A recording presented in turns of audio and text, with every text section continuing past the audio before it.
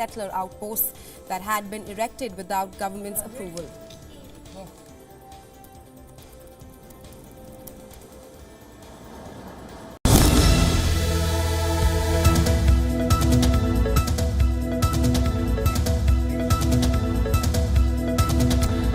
Welcome back. You're watching WION World is One. My name is Priyanka Sharma. We cut right across to Moscow, where the Russian President Vladimir Putin is speaking.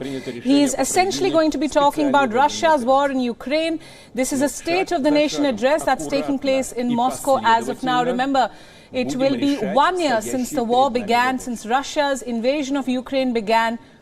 It will be 1 year soon on February 24th. We are days away from that date, and the world is closely watching this State of the Nation address, which is currently happening in Moscow. This is perhaps one of the most highly watched addresses in recent times. The Russian President Vladimir Putin is speaking.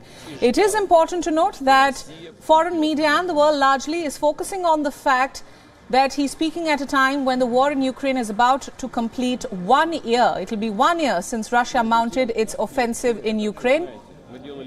And the speech carries special significance because it is happening right after the US President Joe Biden made a surprise visit to Ukraine in a clear show of support to Ukraine. And in fact, the US President Joe Biden is also expected to hold a press conference later in the day. But all eyes right now are on Moscow, on what Russia's President Vladimir Putin is saying. Some of the details coming in right now include that members of the Federal Assembly and those are currently in attendance. Russia's top brass is currently in attendance in Moscow as the Russian president is holding a press conference. Some more information coming in. Members of the foreign media, it seems, are not invited this year to this State of Nation address. Remember, this speech was postponed back in December, and it's coming ahead of the first anniversary of Russia's invasion of Ukraine. There's a lot of conversation about how this speech is highly symbolic. It is a symbolic clash, in fact, between Russia's President Vladimir Putin and US President Joe Biden. Biden is expected to hold stage later in the day. We, of course, will be tracking that speech as well. For all our viewers who are tuning into WION World is One right now, stay tuned. This is Russian President Vladimir Putin addressing the top brass in Russia. And of course, Russian media in Moscow right now. This is a State of Nation address. It happens days before. It will be 1 year since Russia mounted its offensive in Ukraine. Russia's top brass is currently in attendance, and all eyes are on what Putin will be saying.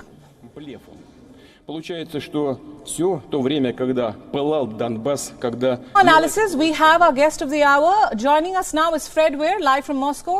Weir happens to be a journalist and also a political commentator. Fred, we've spoken about the war over the last year. We've seen different allies come to light.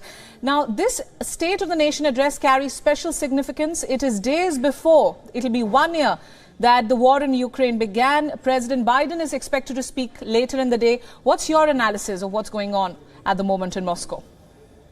Well, this is, of course, the first address of this sort he's given in almost 2 years. So it's been an awfully turbulent time, and Russian society has changed. I think that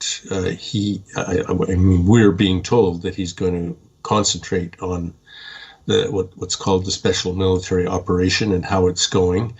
But I think more than that, Russians need to get some answers to questions.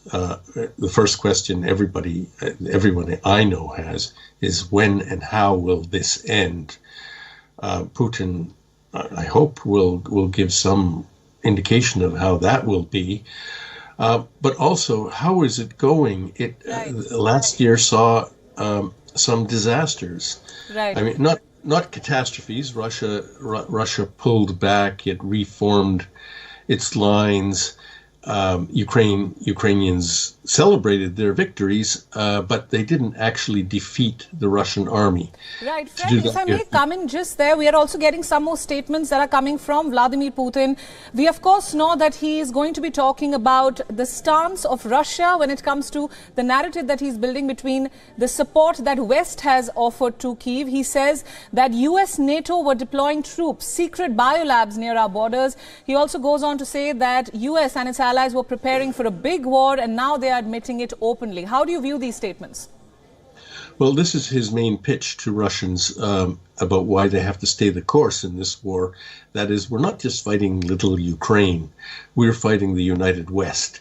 And the West does do a lot of things and say a lot of things to give fuel to Putin's contention that they're all behind Ukraine and they're really combatants in this war. So, but this is the main thing that Russians that I know do believe, is that it's not just about Russia and Ukraine, it's about Russia and the West. Right. So this is what he's saying, and Joe Biden did a lot, as European leaders do and say a lot, to kind of support that Kremlin contention. Right. Bringing some more statements coming from Vladimir Putin himself. You mentioned Joe Biden and the US, of course. The US President Joe Biden is slated to speak later in the day. That, of course, will be a watched out address as well. Now, Putin clearly says that we were open to dialogue with the West. We did everything to resolve the issue peacefully. In response, we got hypocritical words, expansion of NATO to our borders. He's clearly going after the US in this scenario.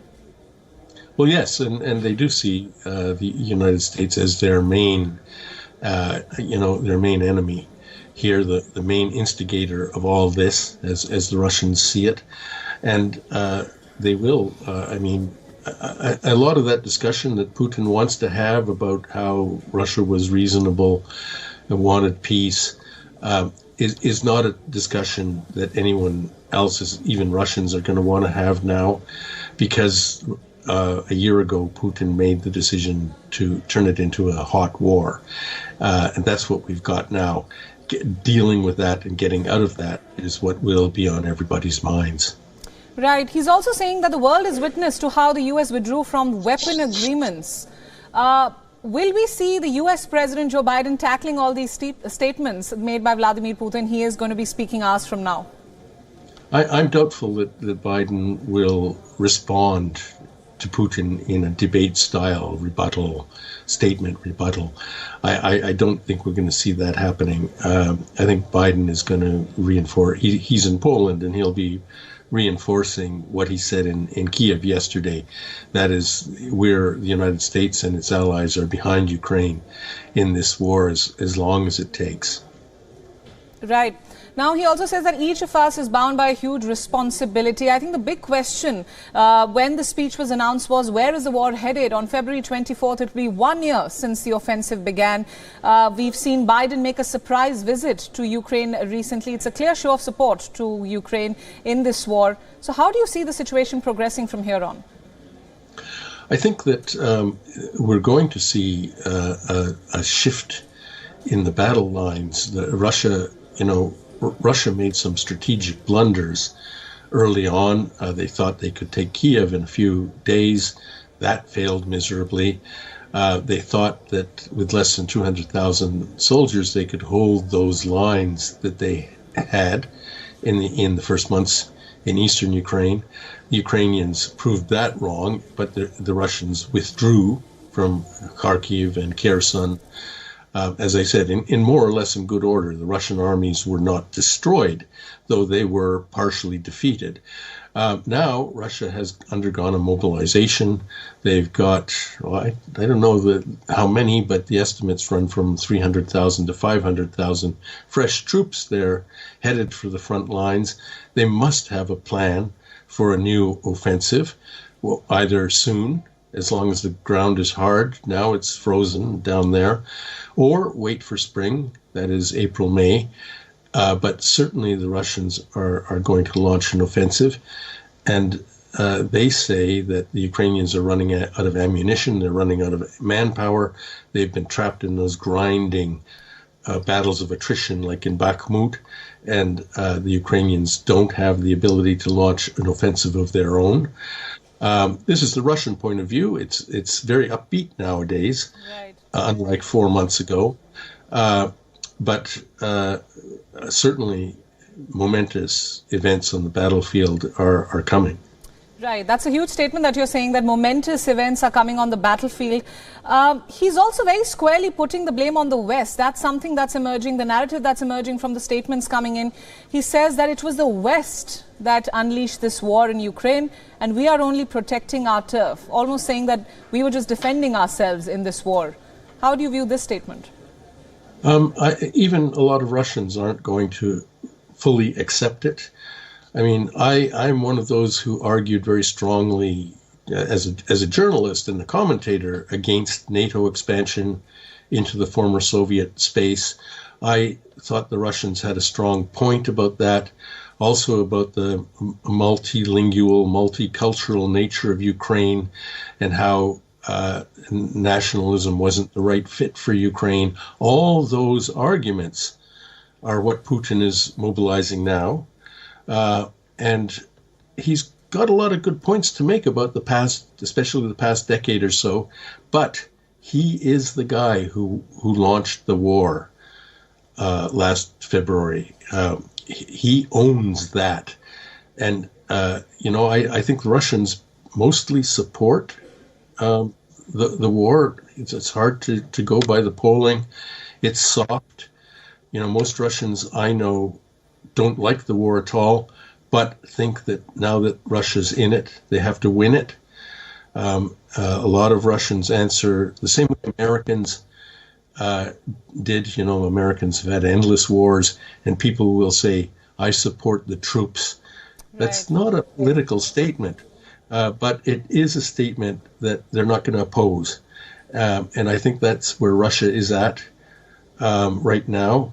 Putin has to consolidate that. He has to say some inspiring things to get people to move He's making beyond. a lot of these statements. In fact, when you hear this State of the Nation address, you know that the US president is about to speak later. Ukrainian president, of course, has been making statements left, right, center. Do you see any kind of war fatigue settling in? And do you see any way in which we may actually have a peaceful dialogue on the table between the stakeholders in this war and see an end to the war in the coming days or weeks? Not in that kind of short time span. I do see a certain war weariness here in Russia, although you also see the economy ramping up to a war footing. I mean, Russia is just starting to mobilize economically, even militarily. It's nowhere near defeated, no matter what some people say. But also in the West, the Russians look at the West and think that they're getting fatigued. And I'm not sure about that either. Biden's trip to Kiev yesterday did show a strong commitment by the United States establishment to support Ukraine. And I think the Russians ignore that at their peril. Right. Do you think Biden's visit yesterday, the surprise visit to Kiev, could have stoked tensions in any manner? No, you see, the Americans did tell the Russians in advance that he was coming. I mean, all that business with air raid sirens and so on seems to have been just, window dressing. They obviously agreed in advance that the Russians wouldn't attack Kiev while Biden was there. So I think there is underneath the surface still some kind of dialogue going on. They're talking to each other, trying to avoid bad accidents. There's some element of stage management still going on between the United States and Russia, and that's good. Right. But I don't think there are the conditions for any kind of peaceful settlement that could be mutually agreeable are anywhere near the horizon. Right, Fred, that brings me to my next question. We've been viewing these statements in context of course, what Russia is saying. We will wait to hear the US side of things. Russia has also sustained huge losses on the battleground, but we also hear news reports which say that Russia is expected to launch a fresh offensive in spring. So the timing of this State of Nation address is also crucial. What's your view? Yes, well, I'm not a military historian. I'm not an expert on war, and I know that they're very unpredictable. And when people ask me about this, I generally say that the math favors Russia. Russia has now, given realities, about 4 times Ukraine's population.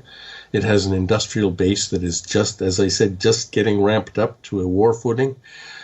Ukraine, on the other hand, is in its 6th mobilization. It's scraping the streets for able-bodied men to send to the front. Its industrial base is destroyed. Its economy is a shambles. No matter how the war ends, even if it ends today, Ukraine is in dire straits for decades to come. And this is a huge tragedy. Right. I'm not celebrating that at all.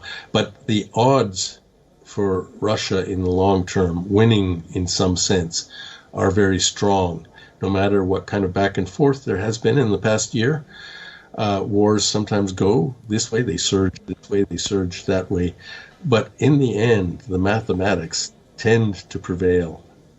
Right, Fred, we're also seeing the Russian president clearly framing the West, the United States, as the villain of this story here. He's saying that we are not at war with the people of Ukraine and is blaming the West squarely. Could this lead to a possible conversation between Zelensky and Putin?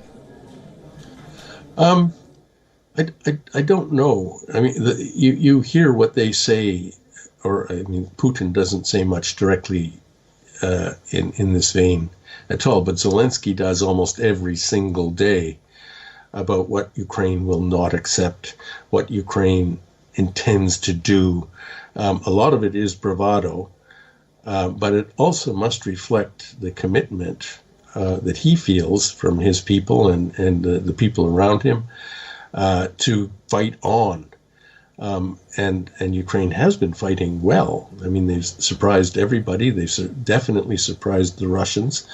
I know Russian war correspondents down there all the time, and they speak very highly of the Ukrainians. They will not, say bad things about them as soldiers. They clearly have made an impression. And as long as that fighting spirit is alive in Kiev, I think that and they have to have ammunition. There are some reports that they're running out of ammunition. They need the ammunition, but as long as the West is able to provide that and other forms of support, financial backing and whatnot, I think that this is going to go on for months, if not years. Now, Putin is also accusing the West of Russophobia. He says that they want to take us off the map. Now, that's once again a very strong statement. He's trying to evoke a lot of nationalistic sentiment also, it seems. How do you see the West responding? He's also saying that the longer that long-range weapons are being sent to Ukraine, the more we will defend. So there's a clear ultimatum there to the West, NATO and its allies in particular. Yeah, I hope that they are all clear about what, that direct conflict between Russian forces and any NATO forces will lead to World War III, and that poses the danger of nuclear war right there. But there's a lot of movement around the edges. The lines are not clearly drawn, and indeed in the West they keep pushing over these lines, providing more advanced, more sophisticated weaponry to Ukraine. I think the business of long-range is the most dangerous one because the Ukrainians will use those to strike Crimea and perhaps to strike major Russian cities. From the Ukrainian point of view, that's fair because the Russians are striking Ukrainian cities. But from the point of view of Russia in the West, if American and British missiles are being used to hit Russian territory, I don't know, but that's really a dangerous zone. Coming in, he says that this is essentially a local conflict. He's calling the war in Ukraine a local conflict and saying the West and its allies have made it into a global conflict. That's a strong statement as well. Well, yes, and it's more accurate than some of the things that that he has been saying. I mean, it is a typical post-imperial conflict. It's like Algeria or Ireland. It's one of those border disputes with a strong ethnic content. It's post-Soviet mess, which has turned into a war. It might have done back in 1991, you know. I was covering that, and the dangers of this sort of war breaking out right then were very great, and they've been implicit in the situation ever since. So it is a post-imperial war. It's not exactly a border conflict, but certainly this is territory in eastern Ukraine where Russia has fought for hundreds of years. In the last century alone, this is the third massively destructive war to sweep over those very lands. The Civil War, then World War II, and in each case, the Moscow-led state took back those territories and reintegrated them into the Russian state. This is the prism that Russians look at this through. This is the history and the background, psychological background to why they're fighting there. It's the West. It is the West that has turned this into a great global crusade between autocracy and democracy, and Ukraine will determine the future of the world order. It didn't have to be like that. However, it turns out that Putin seems to be evoking the sentiment of us versus them. From the statements that I can see right now coming in, he's saying that even the Anglican Church is looking at a gender-neutral God, may God forgive them.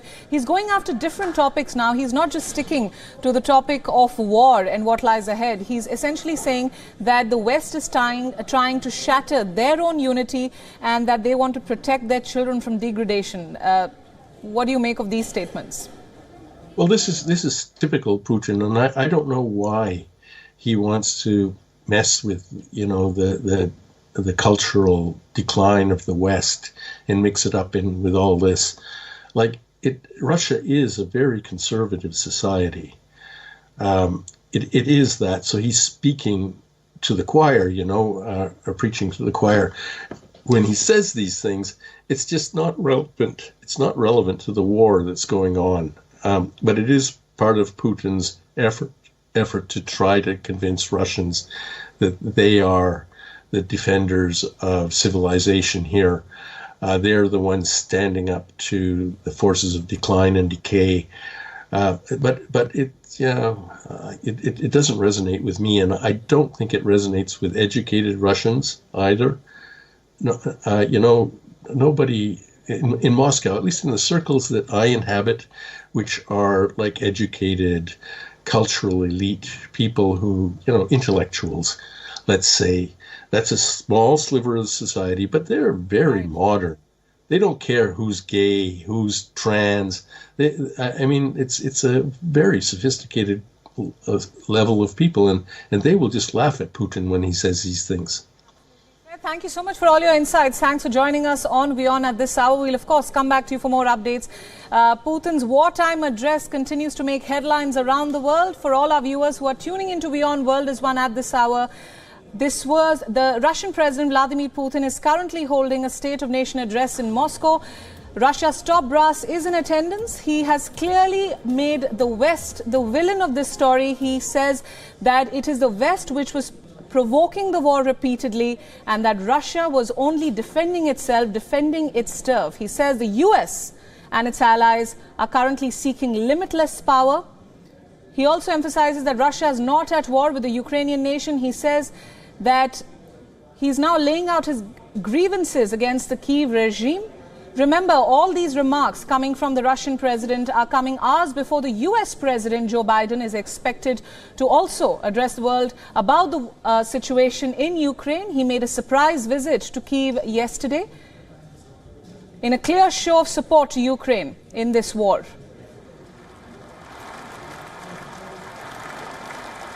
The Russian president also said that Russia has sustained huge losses in the war, but is expected to launch a new offensive in the spring. That's what reports are stating. And of course, all eyes will now be on the speech to be held by the US President Joe Biden later in the day. Remember, US President Joe Biden visited Kiev yesterday, and afterwards President Zelensky said that he could see the resolve from the United States to end the Russian aggression this year.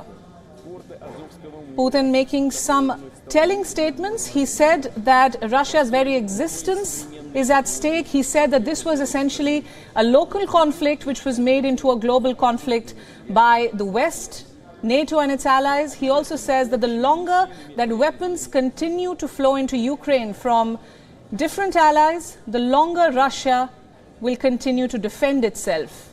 Now that is a telling statement. Putin repeatedly asserted that the blame for the war in Ukraine lies squarely with the West.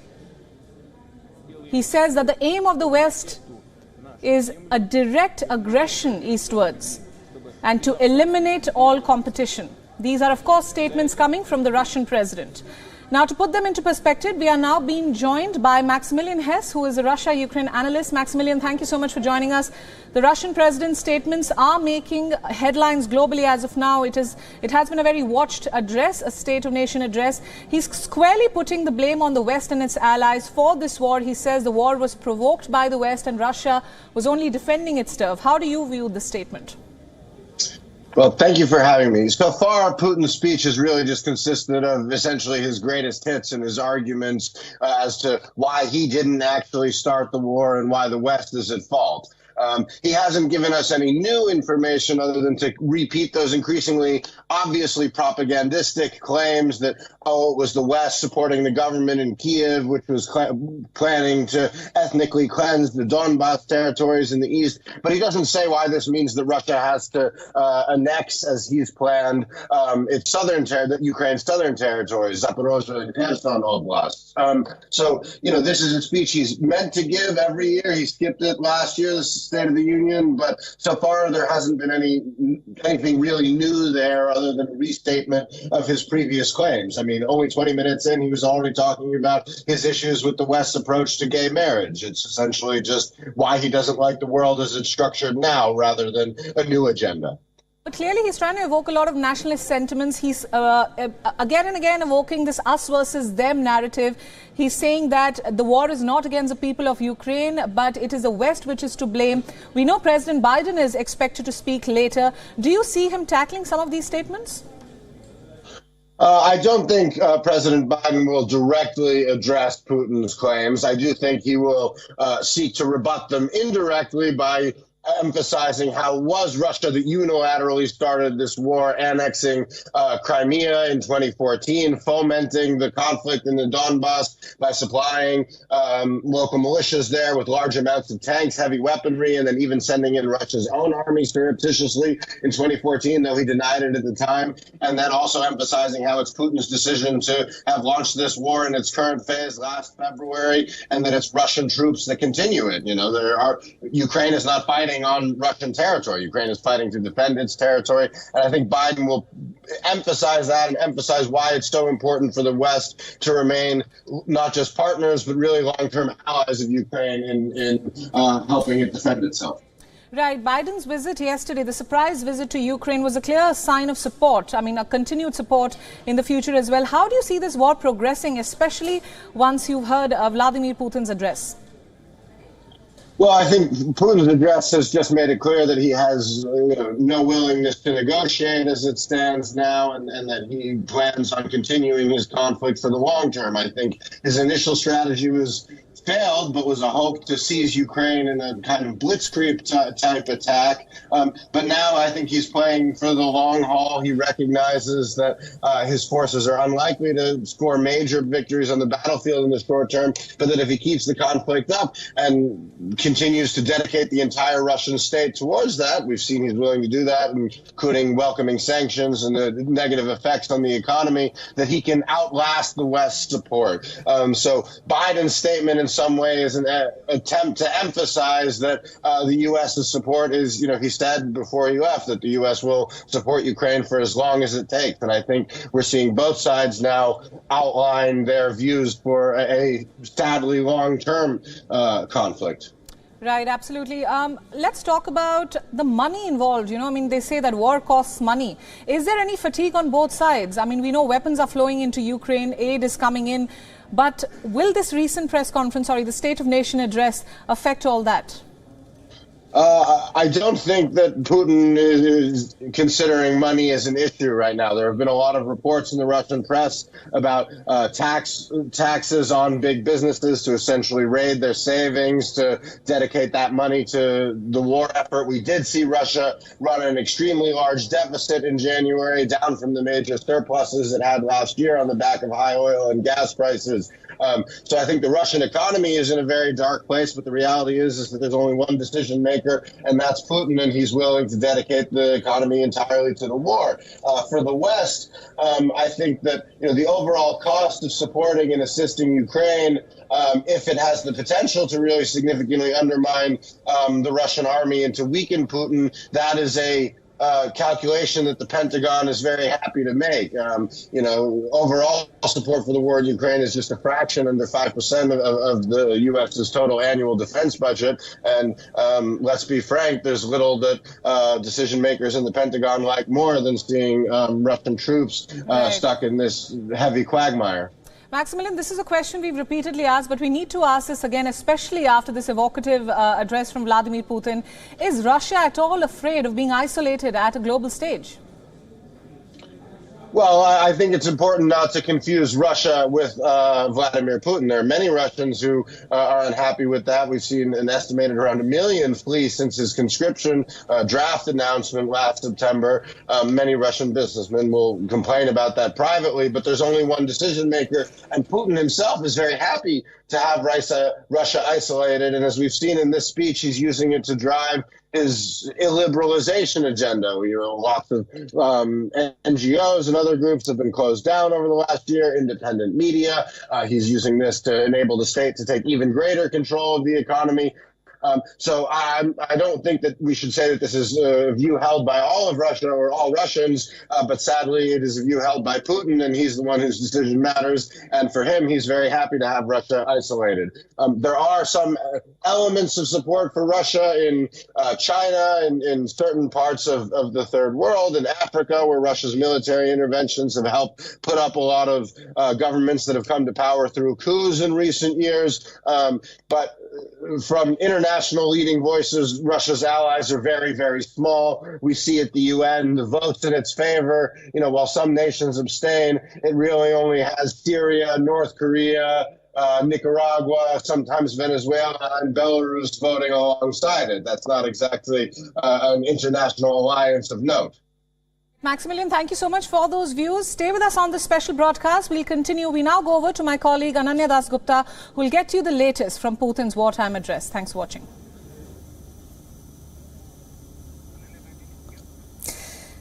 Now let's backtrack a little, Maximilian. Right in the beginning of the speech, the Russian president made it clear that the military response is going to be taken step by step. I want to ask you, how are you assessing this? Does this show preparedness or does this show uncertainty? I think it speaks to that long-term strategy he has. And one of the really important rhetorical changes from Putin's speech is that he's been referring throughout it to the conflict as a war. When he first launched this last year, it was a special military operation. Now he already began this language in December, using the term war for the first time, even though the Russian press is banned from calling it that. But I think this is Putin's attempt to sort of justify it and prepare for that long-term strategy, and intentionally to turn it into a waiting game of who's willing to be involved in this conflict at heavy cost for longer, Russia or the West. All right. Now, we also cannot negate the timing of this speech. It comes just a day after U.S. President Joe Biden was seen strolling on the streets of Kiev. And now we know that Russia was informed about the visit, in fact, hours before the departure. Now, I want to ask you, how are you decoding the dynamics between United States and Russia amid a raging war that is going on right now? Well, we're seeing this play out in a lot of other aspects of Russian-Western relations. Of course, the sanctions against Russia are one of the most wide-ranging sanctions regimes since World War II. The level of diplomacy is very low. We've seen issues and disputes around the existing and the ones that have survived so far. Nuclear disarmament treaties with the U.S. accusing Russia of violating them, and Russia in turn saying that it's not us violating them. It's the U.S. So, Russian and U.S. relations have not been this poor since the Cold War. And frankly, this speech and the West support for Ukraine both show that, there's no realistic prospect for recovery on that front anytime soon. Absolutely. And now, picking on those points related to United States, the West per se, and Russia. In the speech so far, the Russian president has been squarely blaming the United States and the NATO for what is happening in Ukraine. And we also hear a similar resentment coming in from the Western side. But the war has dragged on enough, won't you say, for a blame game to play out like this? I want to ask you, how do you see this impacting the peace process, if at all it exists at this point? Well, there isn't really much of a peace process at this point because Russia refuses to negotiate anything that doesn't include Ukraine accepting its annexation of the Donetsk, Luhansk, Zaporizhia and Kherson regions. The first two of those are in Ukraine's east. The latter two are in the south. Now, the Russian forces have never controlled a majority of these territories. And of course, Ukraine doesn't even recognize its annexation of its Crimea region in 2014. So I do think we will, sadly not see major progress at the negotiating table anytime soon because both sides aren't even sat down at a table. The question is really, Putin has staked his entire presidency on this, and realistically, can he negotiate anything other than those demands? It may be that ultimately the conflict at some point ends without a formal peace process, but rather an effective dividing line. And the Ukrainians obviously want to push that back to the Russian border, or at least to the lines of control as they stood on the 24th of February last year, where Russia controlled just Crimea and around 40% of the Donetsk and Luhansk regions. I think that's, if not a peace settlement Ukraine can live with, it's a reality that they can live with, in part because the cost of repairing those areas and where Russian propaganda has been so dominant for the last 9 years is extremely high, but I don't think that it's realistic right now to talk about prognostications or predictions for a settlement because it's just not even, there isn't even a table yet for it to be on, so it's not on the table. I don't think Vladimir Putin agrees to your assessment that much because, in fact, just now he has just said we will do everything we can that peace settles once again in this land. That's what he has just said. But, you have a point because just moments back, this was the same Putin who said that we will continue to scale up program to support the region and up our military gains. So these are two very conflicting narratives coming in from Vladimir Putin because on one hand, you talk about peace process. On the other hand, you talk about scaling up your military acquisition. So how are you assessing this?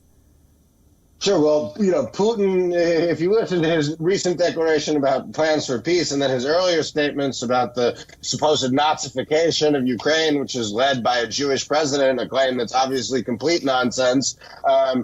His view of peace is that peace can only be won on the battlefield by destroying the Ukrainian military, pushing Russia's borders into Ukraine and removing what he sees as the Ukrainian threat. I would, of course, argue that he is the actual threat here as the unilateral aggressor. I think the majority of the international community certainly agrees with that view. But Putin is talking about peace through his strength, not peace through negotiations. And for me, we should read that as he will attack more to try to win peace rather than talk about peace to attack less. Yeah, interesting point, because if you have a different version of peace altogether, a version that Putin is portraying and one that West sees or the world sees, how do you come on the same table, a table that you say doesn't even exist? But, since we talked about the military aspect of it, let's come on the counter-military aspect of it, which is the sanctions, which is something of a tool that the West has been using. It has been, even just yesterday, Joe Biden's visit to Kiev, he he announced furthermore sanctions against Russia and anyone supporting the war from the Russian side. But how effective do you think sanctions actually work for a country like Russia? Because it's not the first time the West has imposed sanctions against Russia, or for that matter to Iran or the other countries, North Korea. But how effective do you think sanctions actually work for a war to end?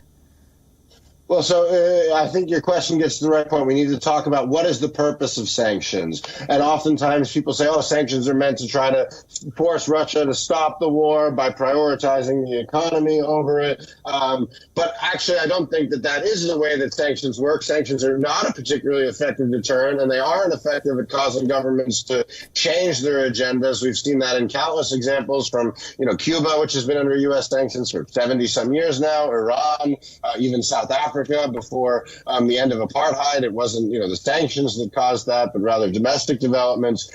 But what sanctions really do is they attempt to weaken the state and to lower the state capacity of the affected state. So they go directly at Russia's ability to fight this war, to build up its military, and to attack potentially other neighbors as well. Of course, this is the second time Putin's launched a war against Ukraine. He launched a war against Georgia.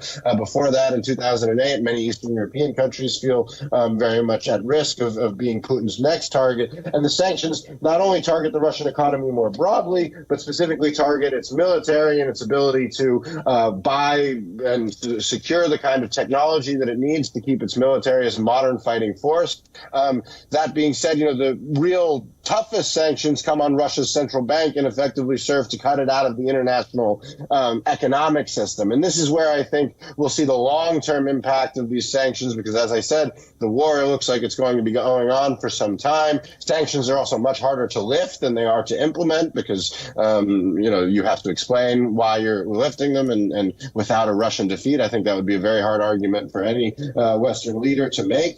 And those sanctions really stop Russia from being able to borrow on international markets, from being able to invest in its long-term growth. So we'll see Russia increasingly fall down as an economic power. It is still, however, able to trade. It's able to get its oil and gas out, and I'm happy to talk about why that's important to the West agenda. But I think one area where we've seen this is really important is, while countries like China are willing to buy up Russian commodities, oil, metals at a discount, they aren't willing to loan Russia new money to invest in its future economic growth. And so far, nobody has really been willing to offer that to Russia. Quickly reacting to what you just said, Putin has just said that these are just sanctions. I'm quoting him. He's just said that it's just sanctions by the West. We have managed to achieve sustainability and we have achieved financial system. So, you're right. The gas and the oil that we are talking about that keeps pumping out of Russia anyway, even despite all the sanctions, you briefly pointed it out that it actually serves the Western agenda as well. Do you want to elaborate on that? Yes, of course.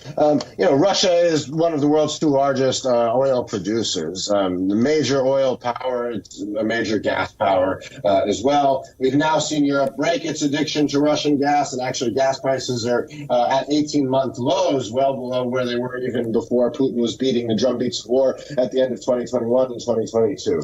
But for oil markets are really an incredibly globalized and international commodity where developments in supply and demand in one area will affect the market everywhere else. The West's concern is that if Russian oil stops pumping and stops getting exported, that will then cause oil prices to go to $150, potentially $200 a barrel, which will trigger recession everywhere from the U.S. to the U.K. to India, all countries dependent on oil imports. That would be a much worse scenario than even the 1973 Arab oil embargo that caused a previous spike in international oil prices over political disputes. So what the West strategy aims to do, and we see this in the oil price cap that came into effect last December, is to allow Russian oil to continue to flow out of the country, but for Russia to effectively receive a substantial discount on that. So international oil trades at around $80 a barrel, $75 a barrel right now, but Russia gets much less than that, around 50 to 45 because of the sanctions on it and the difficulty in exporting its oil. Largely, it's middlemen who profit, and countries like India and China end up paying close to the international price for the oil, but the Russian state itself receives less, while the West and international community are relatively isolated from the shocks of a potential oil price spike. Now, Putin may still seek to weaponize this at some point and to cut off his own oil supplies because he is willing to tank the Russian economy in pursuit of his war efforts. But I think for the West, it's very important to understand that the strategy is Russian oil should still get out onto international markets, but Russia should effectively receive substantial discounts for this. And we saw this comment directly. This isn't just my view. Janet Yellen, the U.S. Treasury Secretary, earlier in the month, she was on a tour of Africa, and she said very explicitly, we're happy with countries here buying up Russian oil at discounts. Our emphasis is that it's at a discount, not that the price doesn't, not that it doesn't get sold. All right, Maximilian Hess, thank you so much for all your insights and staying with us, decoding actually in real time what Vladimir Putin is up to and what is the next game, so to say, of this as the second year of the Russian invasion starts on 24th of February. Thank you for all those insights. We will be wrapping up this edition of the broadcast and coming back shortly in some time.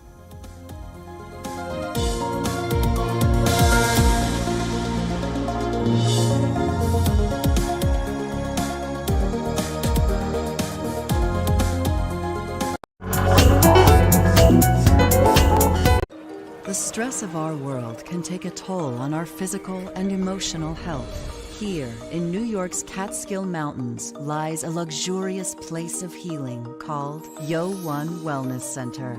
The WION Wellness Center provides 500,000 square feet of natural methods to manage diabetes, hypertension, chronic pain, obesity, depression, anxiety, and other conditions. We use the traditions of centuries-old natural science from India, yoga, Ayurveda, acupuncture, and naturopathy in personalized programs that help you take charge of your own health. A minimum 5-day stay is recommended for best results. Book now at yo1.com.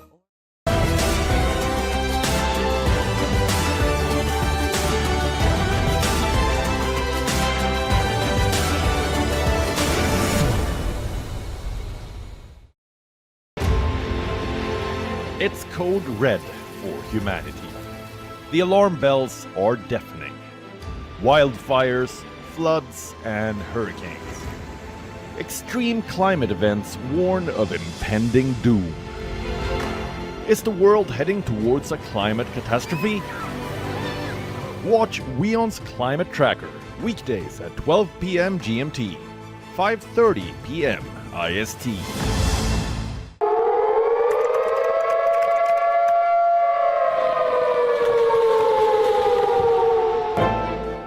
You don't know how to fix the holes in our ozone layer. You don't know how to bring the salmon back up a dead stream. You don't know how to bring back an animal now extinct.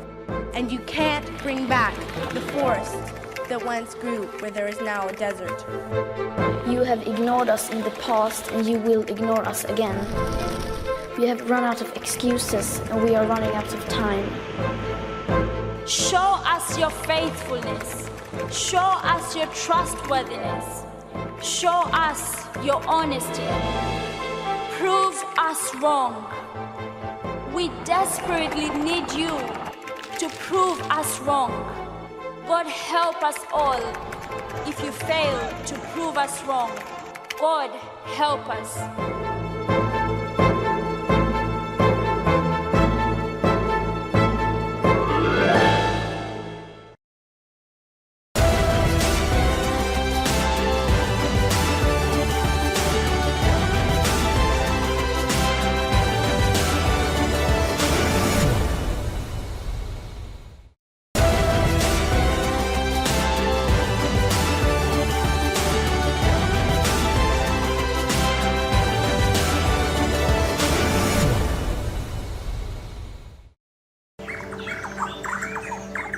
$1 trillion species.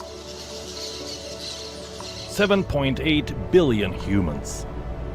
1.9 million species extinct. One planet. Where are we heading?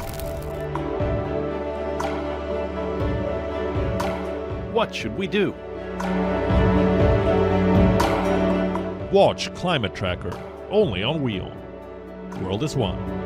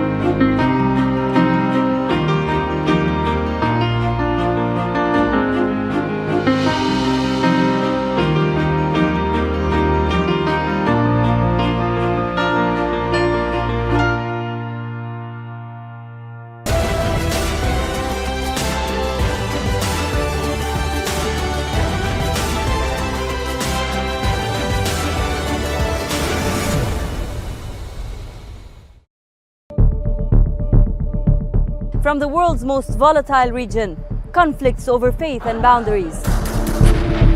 Stories of death, destruction, despair, and hope. WION brings you to the heart of the action. Incisive analysis, unrivaled perspective, and exclusive ground reports. Watch West Asia Post every Friday, 8:30 p.m. IST with me, Radi Francis. Only on WION. World is One. Stay connected with the world through WION. Like the page on Facebook. Follow us on Twitter for new alerts. Instagram for videos and images. And the website for the latest news, views, and analysis. WIOnews.com. World is One.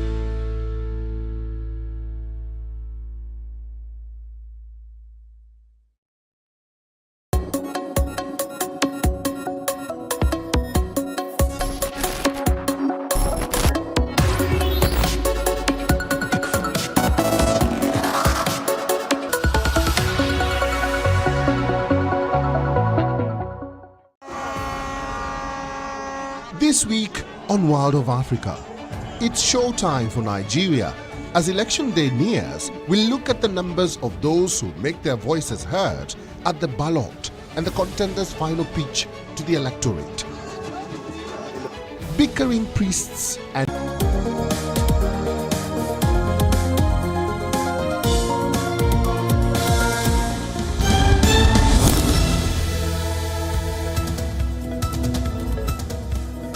Hello and welcome back to WION World is One. The Russian President Vladimir Putin is currently making his national address. The speech comes ahead of Ukraine war anniversary.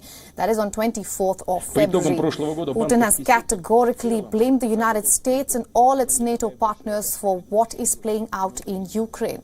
He has accused the West for using Ukraine as a tool for propagating its narrative. Инфляция в России Just moments back, he said, and I'm quoting here, the West has unleashed a military and misinformation war. He has also said that the future of Russia's military plan will be decided step by step. Experts are yet to decode what that means as the war enters its second year on 24th of February. During his speech, Putin has time and again also lauded the Russian troops and their actions in the last 1 year for their efforts on the front line and to fulfill what Russia calls a special military operation. Везде в мире важным источником инвестиционных ресурсов являются долгосрочные сбережения граждан. И у нас также нужно стимулировать их приток в сферу инвестиций. Я прошу правительство ускорить внесение в Государственную Думу законопроектов для запуска соответствующей государственной программы уже с апреля текущего года. Важно создать дополнительные условия для граждан вкладывать деньги и зарабатывать. The Russian president has also slammed the sanctions that have come in the last 1 year by the Western countries for the invasion of Ukraine. He has said that he has called the sanctions just sanctions and also said that the country has managed to achieve sustainability and a financial system that can survive. Putin categorically also said that Russia has reliable partners that share the Russian ruble. So this is Putin's way of saying that it does not depend on the Western countries solely. Также надо защитить вложения граждан и в другие долгосрочные инвестиционные инструменты, в том числе от возможного банкротства. Now for more on this, we are being joined by Greg Swenson, who is in China analyst and international affairs expert. Welcome to the broadcast, Greg. Now, I want to go right at the beginning of the speech, so to say, where the Russian president made it clear that the military response by Russia, what it calls the special military operation, is going to go step by step here on. How do you assess this? Do you think Russia is prepared to enter the second year of the Russian invasion of Ukraine? Yeah, well, I think there's no secret that Russia has been building up their forces and their capabilities to launch, what I guess you could call a second offensive nearing the first anniversary of the conflict. So that's not really new news coming from Putin. I mean, it's not surprising that he is perhaps using some bravado to talk about it, but it's pretty clear that the Russians or that Putin is building up for an offensive coming up. All right. Since you say that, we'll decode about what he says, what he has said so far in the speech. But what does this statement mean to Russia and to the world, since it comes just a day after U.S. President Joe Biden was seen strolling on the streets of Kiev?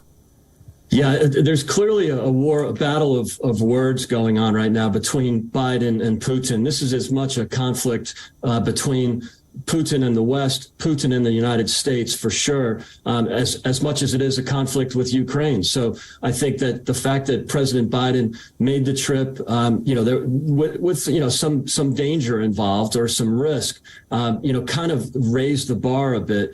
And it's not surprising that Putin has come out the next day.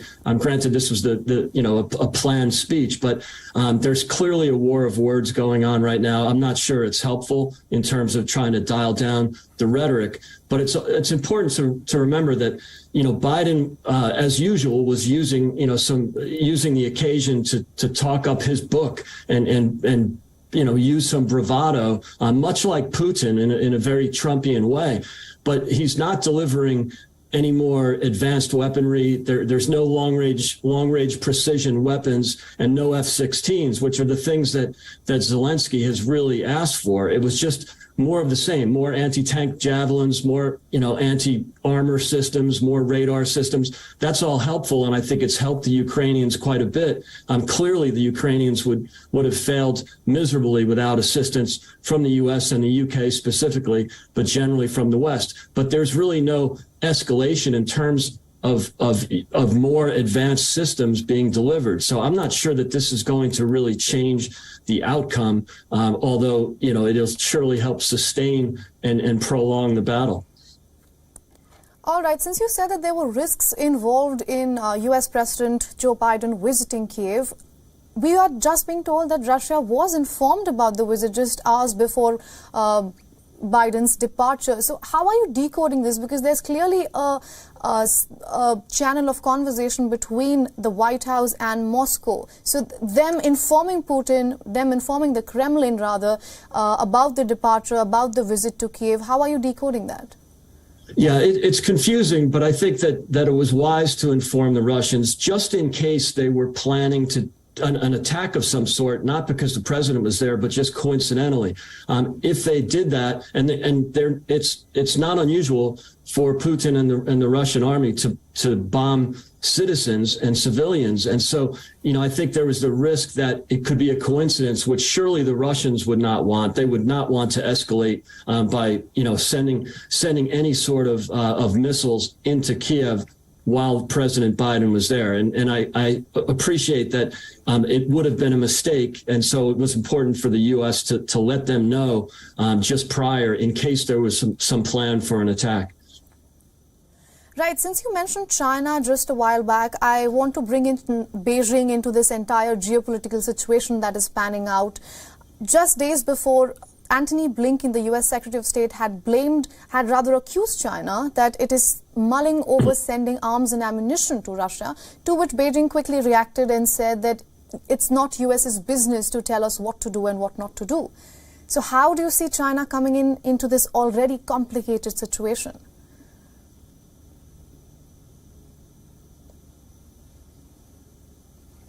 Of assisting or possibly sending arms and helping Putin in this battle. But I think that you have to understand that that is a valid concern. In fact, the highest foreign diplomat in the CCP is either on his way or in Moscow right now. So I think it's a valid concern that Antony Blinken brought up. In this speech so far, the Russian president has been squarely blaming the United States and the NATO for what is happening in Ukraine. And we have been hearing a similar resentment coming in from the Western side that is blaming Russia for the invasion.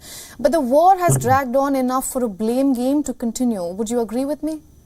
Yes, I would agree. And you'll see a lot of that. That's not surprising coming from Putin. I don't know that he has any credibility in terms of his complaints, even when some are valid. I mean, you can argue that there were some mistakes made in the last 15 or so years that the West would probably possibly regret, but those are minor. This is not, one country invading another. I think any exaggerations about, the United States being an aggressor, that's just obscene. I mean, he mentioned that the fact that the U.S. has military bases all over the world. Yes, the U.S. does, and we are liberators, not occupiers. So I think there's very little credibility to most of the stuff that Putin is saying. Unfortunately, that kind of reduces any credibility with some of the things that might have some merit. So I'm not surprised at anything that's coming from Putin right now. All right, Greg, but let's talk about the peace process now. We were joined by an analyst just moments back, and he said that the peace table, so to say, does not even exist. So which side of the conversation are you on? Well, I would hope possibly that if China or, if they're sending diplomats to Moscow, that they could maybe talk some sense into Putin. I think obviously both, the U.S. and the West want peace, and that's one of the reasons they're not sending advanced weapons systems. They don't want to escalate this thing, but they also understand that Ukraine is very vulnerable right now. So look, I think, I hope that both sides can get to the peace table. There will be concessions. I don't think Ukraine will be happy with some of the concessions that they'll have to make, nor do I think that Putin will be happy. But I think it's important, a lot of this, we can see the inevitable outcome, but if it could be avoided by avoiding this war, and remember too that there is support for this in the West, support for helping Ukraine for sure, but I'm not sure how long that support will last. Particularly in the U.S., where the number, the amount of money that's being sent without real accountability is starting to, annoy some of the critics of the war. And then you've got the fact that the U.S. border with Mexico has been open for 2 years and 6 million illegal immigrants have crossed the border. I think there will be some frustration that important weapons are being depleted. Weapons and supplies from the Defense Department are being depleted right now, and also that there's basically a wide open border thanks to President Biden's policies. That doesn't fly, and that's not consistent with a country that wants to help Ukraine. I think there'll be some challenges to that, and I hope that President Biden can work that out, maybe work out some of the domestic issues, and that will help him maintain support for the assistance going to Ukraine. In the past 1 year, we have seen countries like China, countries like India, in fact, even Iran, Turkey played a big role in speaking to Russia, to trying to bring it on the peace table or trying to come to some kind of a consensus. Do you think these countries that are close to Russia at the same time do not have a very biased outlook towards the war can actually help end this war? I hope so. I wouldn't put a lot of credibility in Iran for sure.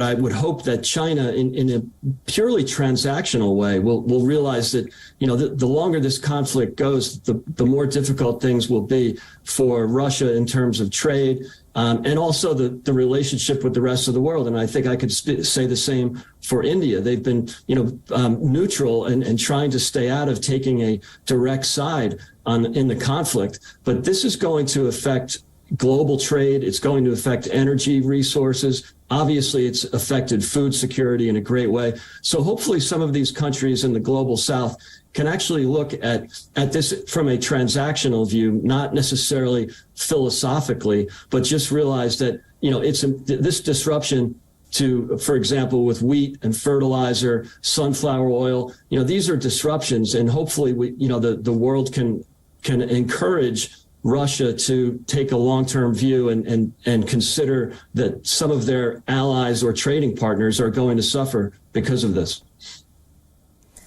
Right, Greg, now let's talk briefly about the humanitarian aspect of the war. Since the start of the war, Russia has denied allegations of war crimes. Even in today's speech, he said, and I'm quoting here, "We are not in a war with the people of Ukraine." But at the same time, thousands of Ukrainians have died, millions have been displaced. So if not Russia, who is to be blamed?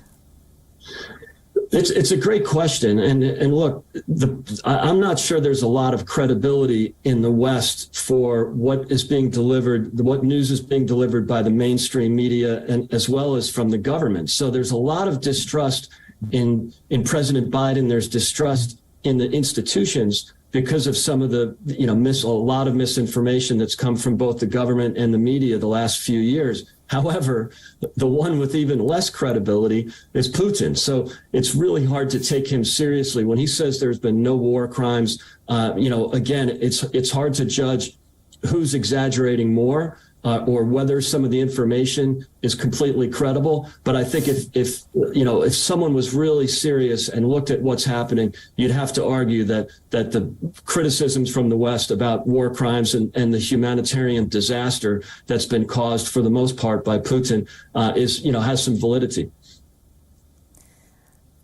Right, I would like to agree with that. There are too many complications from both sides. It's a complicated war, so to say. So even as you said earlier in the broadcast, that it's not just the war on the ground, but also the war of words, who to trust, who not to trust, right?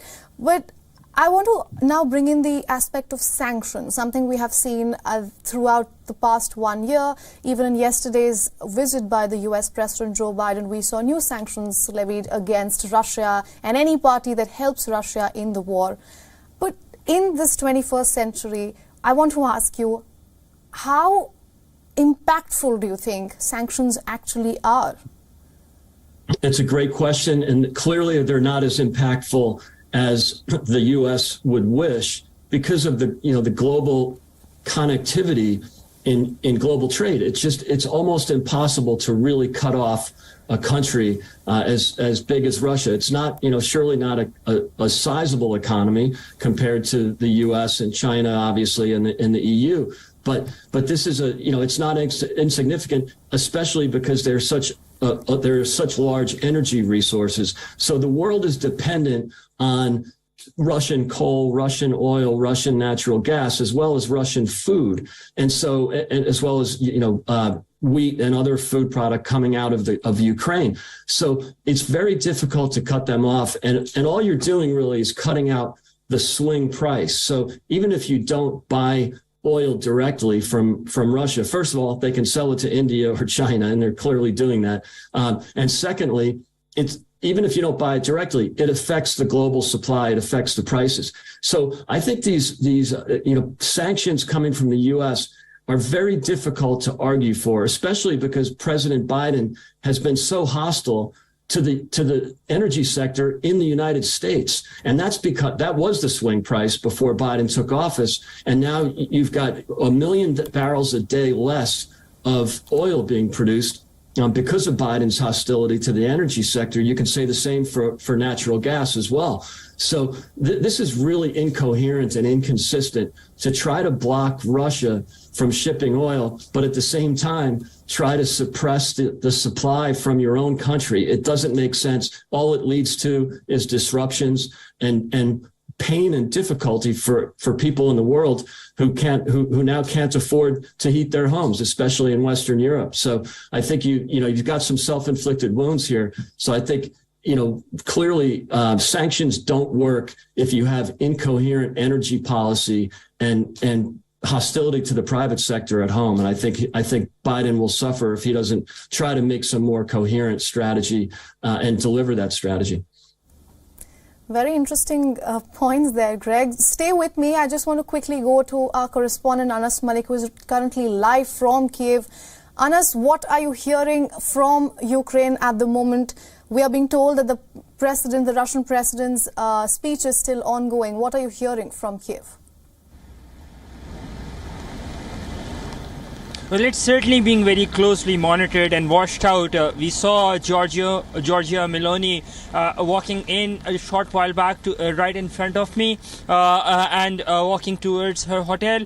She's to meet President Zelensky later today here in Kiev, and Kiev is currently very, very closely monitoring as to what Russian president has to say. Of course, they will deem it as it is certainly provocative, especially the part that where President Putin has mentioned the fact that he will continue to support and until there is liberation that is done. I think that is something that Kiev would take as a provocation by and large. I am currently at the St. Sophia's Cathedral, right outside the St. Sophia's Cathedral. In fact, I'll just get aside and explain that as 1 year of the Russian aggression and invasion to Ukraine approaches and completes, we see outside the St. Sophia's Cathedral these war trophies have been placed, and if you're able to see, those are tanks,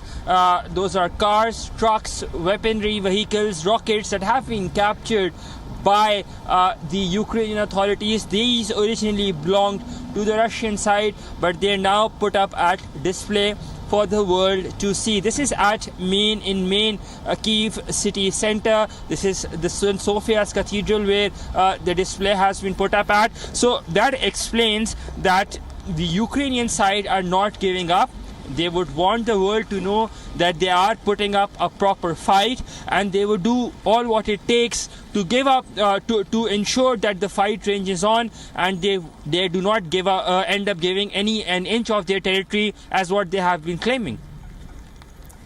Absolutely, and those visuals are very powerful visuals of a show of power by Ukraine as Russian president makes his speech, a speech that was touted to be his sort of a blueprint for as the war enters its second year.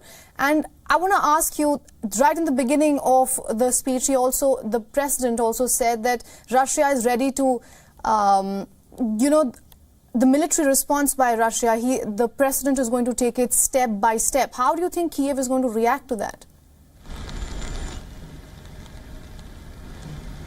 That is, as I said, Kiev is gearing up. We've been having this conversation since yesterday as well, that how is Kiev prepared? Well, Kiev is gearing up, and Kiev says that it wants more and more weaponry, it wants more and more armory in their arsenal, so that as and when a Russian offensive happens, as the snow melts, as the temperature recedes, as the snow melts, especially towards parts of east then only they would be ready for a counter-offensive. They're gearing up for a counter-spring offensive. They're gearing up for a counter-summer offensive on their part. And Ukraine would not be taking such statements or these words or these statements by President Putin quite lightly.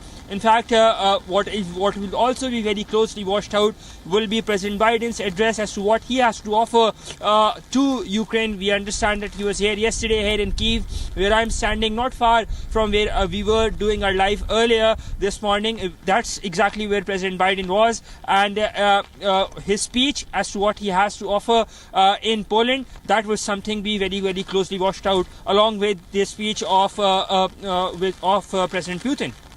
Absolutely. Greg, I want you to quickly come in on this. As our correspondent just mentioned, Italian Prime Minister Giorgia Meloni is currently in Kiev. Yesterday we saw a high-level visit, something that even Volodymyr Zelensky had said is the most important visit in Ukraine's history. So, do you see West kind of stepping up as the first anniversary coming in, is trying to stepping up in the sense that we were with you for 1 year and we will continue to be with you? How do you think that is playing out, the dynamics is playing out with Russia and as the war enters the second year? Well, it's a great question. I think the support from the West, even symbolic support, is important. And I thought it was brave of President Biden, who's not a particularly brave politician, for him to go there and take some risk, flying in the middle of the night, taking a train from Poland. Good for him and good for the Prime Minister Meloni. But I think, one of the issues is that Western Europe actually hasn't delivered. And the U.S. is leading the charge, and the UK, and actually contributing, weapons, money, any kind of support. But you're not really seeing the follow through from the other Western European countries in terms of putting money where their mouths are. So I think the symbolic support is great. I think it's important, but I think there needs to be some contributions. It's clearly overweighted to the U.S. and the UK. I also think it brings up and exposes some of the real problems in defense spending in the U.S. and in Western Europe. There is just not enough support for defense, and you're seeing that as weapons and the arsenal is being depleted. That is a great risk, and it's something that President Biden has not addressed or discussed with the American people. So not only is it depleting resources, clearly here in the UK, we're quite worried about the fact that the arsenal is being depleted, but it also raises a point that, generally speaking, defense spending is way too low in the West. We're at a post-war low in the U.S. of 3% of GDP. That number should be 5 or 6%, and in Western Europe, you have many countries below 2%, and I think that's going to change. And if anything, I would hope this conflict exposes some of those problems. All right. Thank you for all those insights, Greg Swenson, joining us live from London. We will be wrapping up this edition of the broadcast as of now, and we will be closely tracking and decoding what the Russian President Vladimir Putin's speech really means for Russia and the world. Stay tuned to WION World is One. This is me, Ananya Datta, signing off for WION.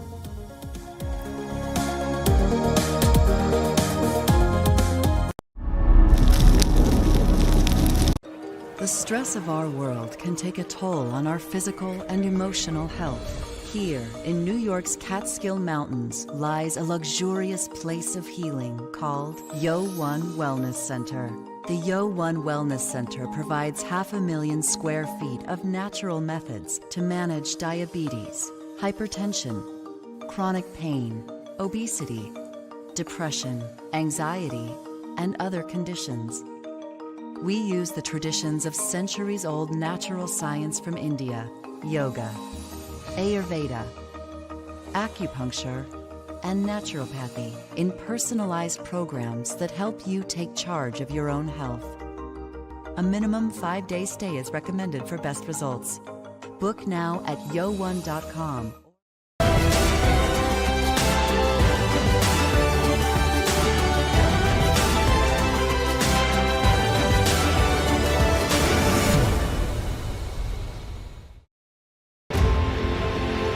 It's code red for humanity. The alarm bells are deafening. wildfires, floods, and hurricanes. Extreme climate events warn of impending doom. Is the world heading towards a climate catastrophe? Watch WION's Climate Tracker weekdays at 12 p.m. GMT, 5:30 p.m. IST.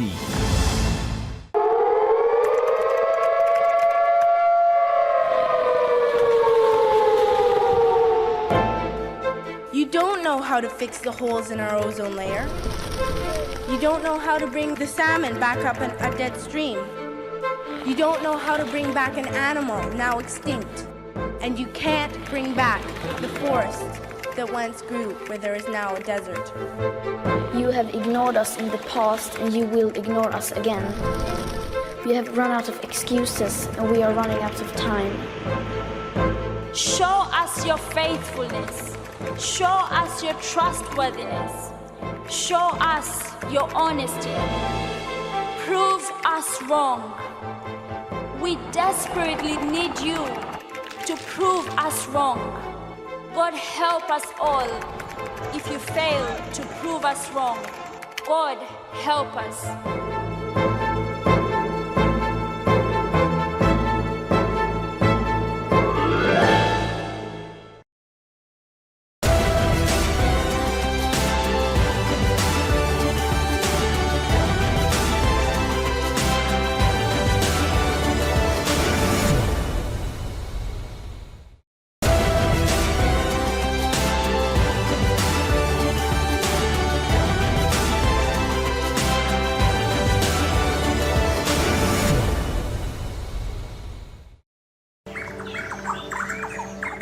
One trillion species,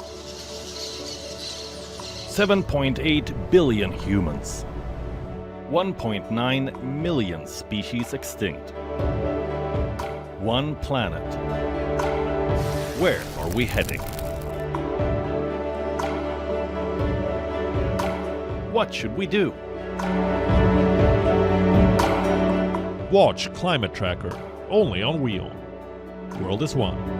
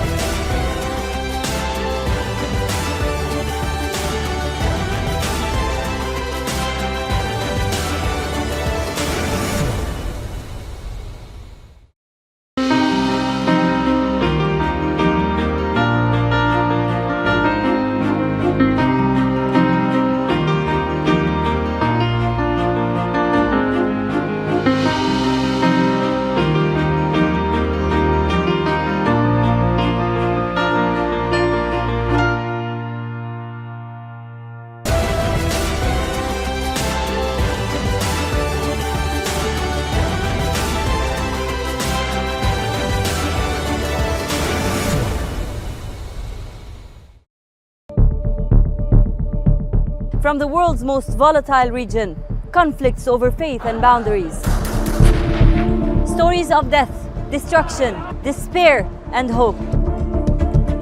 WION brings you to the heart of the action.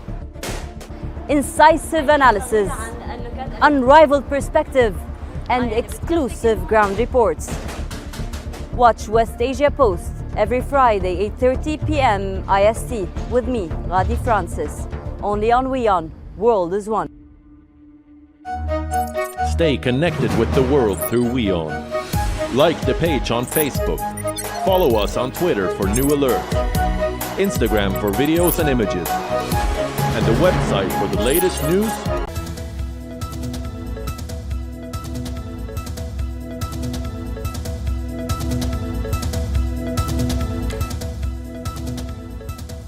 Welcome back. You're watching WION World is One. I'm Shivan Channa.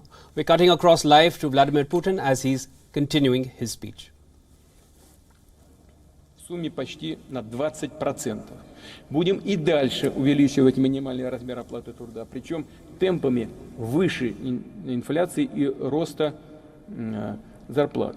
С начала текущего года МРОТ проиндексирован на 6,3%.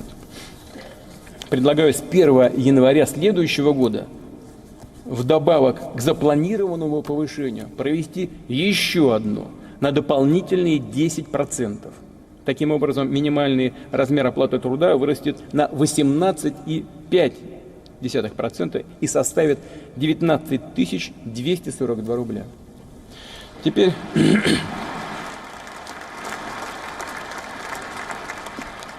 что касается донастройки налоговой системы в интересах российских семей. The Russian President Vladimir Putin is currently making his national address. The speech comes ahead of Ukraine war anniversary, that is on the 24th of February.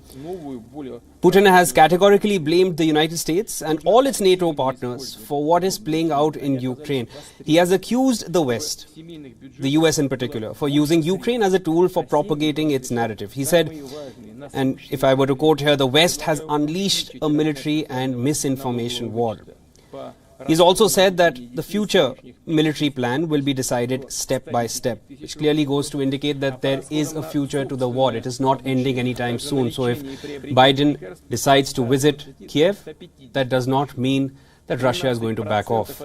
Putin lauded the Russian troops and their actions in the last 1 year during his speech, while he also addresses a number of internal issues of Russia.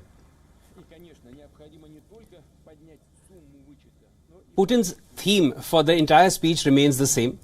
Russia's stance has remained the same over the past several months. As the Russia-Ukraine war completes 1 year, he has categorically blamed the West for continuing the war and for escalating it. The term escalation or the sentiment of escalation continues in Putin's speech as well.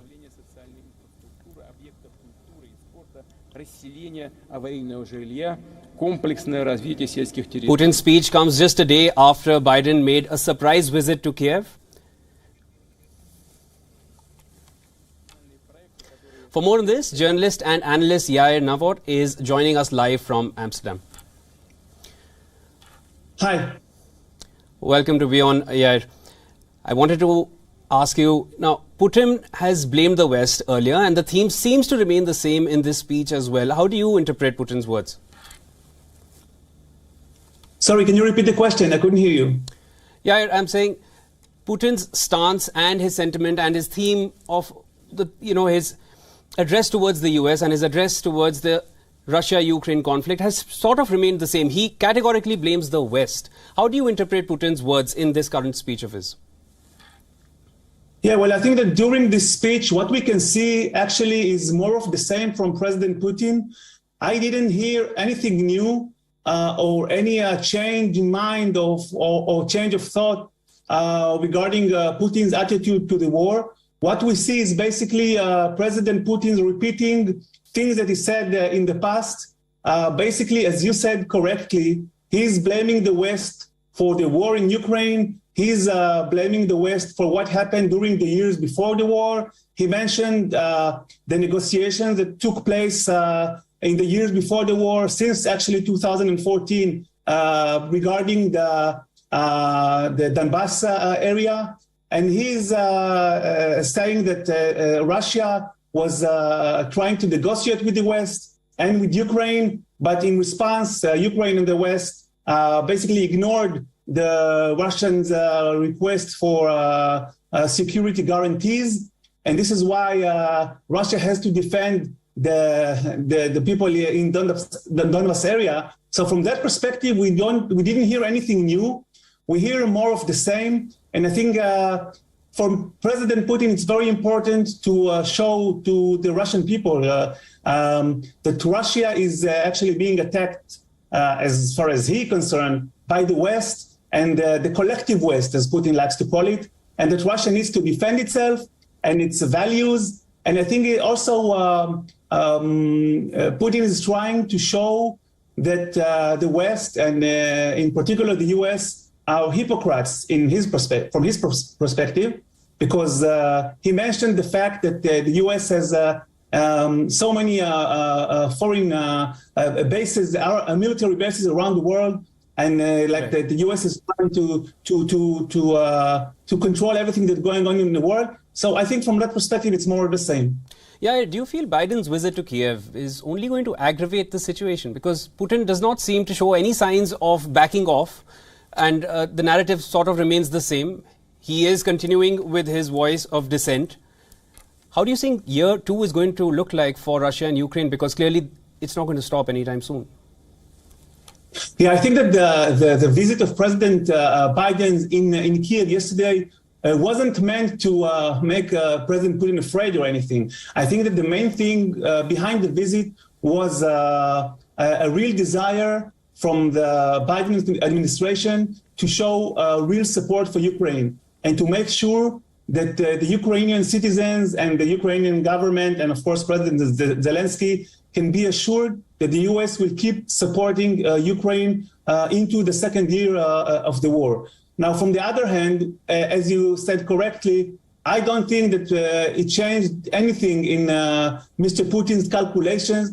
I think that Mr. Putin is very determined to keep fighting, and because he really, truly see this as a war between the West and the United States with Russia.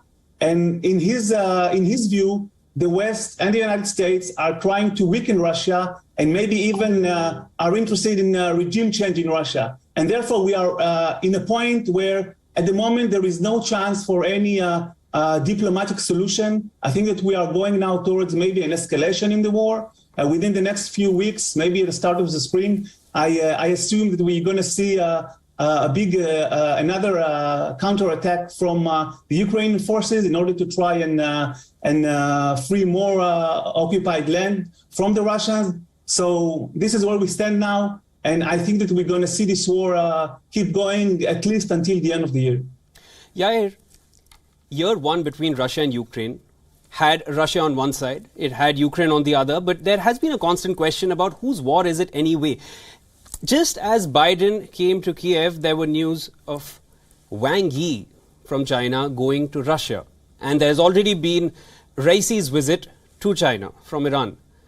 Is there a new world order coming up between China, Russia and Iran coming together for year 2? It's a very good question, because I think that one of the risks that we are now facing is that this conflict in Ukraine, the war, will become a wider one, will become a global war. Yes. And we know that the Chinese foreign minister is supposed to visit Moscow later today.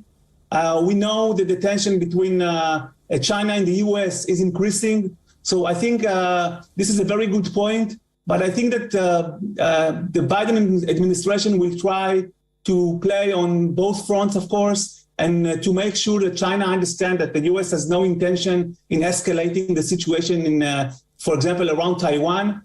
But it is a very risky situation when this conflict might escalate to a bigger one. Yeah, when we're talking about conflicts, obviously we see a bigger gathering of countries on the Russian side as well. Of course, we have NATO and West on the other side. If we were to talk about peace, now Emmanuel Macron had hinted at making efforts of getting the two sides, Russia and Ukraine, on the table. But Zelensky said it will be a waste of time in almost as many words. Do you feel Biden's visit will de-escalate matters in any which way, or will it help the two sides come to the talking table? Well, to be honest, I don't think that any compromise is possible at the moment between Russia and Ukraine. I think that the gaps between the two sides are too deep. There is no common ground in which they can even start negotiations, and I think it will have to take more in order for the sides to come to the table in order to negotiate. I think that at the moment we are very far from this moment. Yeah, if we would think about any possible methods of de-escalating the matter, do you feel any specific country can intervene? I think out of all the countries essentially talking about peace, India made a very categorical statement at the G20 summit that this is not the era of war. It was a clear message to all sides put together. Is there any other way of de-escalating the matter? Because year 2 seems to be starting on a very bad note for Ukraine specifically, because in everything that is happening, Ukraine is the one which is getting badgered badly. What are the possible methods that there can be peace? Well, I think that this is, again, it's a very good question with a very complex answer. I think that when you think about it, I think that if you think about it, I think that India, for example, could be a very good candidate for trying to mediate between the sides. They have very close relations with Moscow, but they also have good relations with Kiev, with Ukraine. And I think that Prime Minister Modi is in a good position to try and to be a mediator between the sides.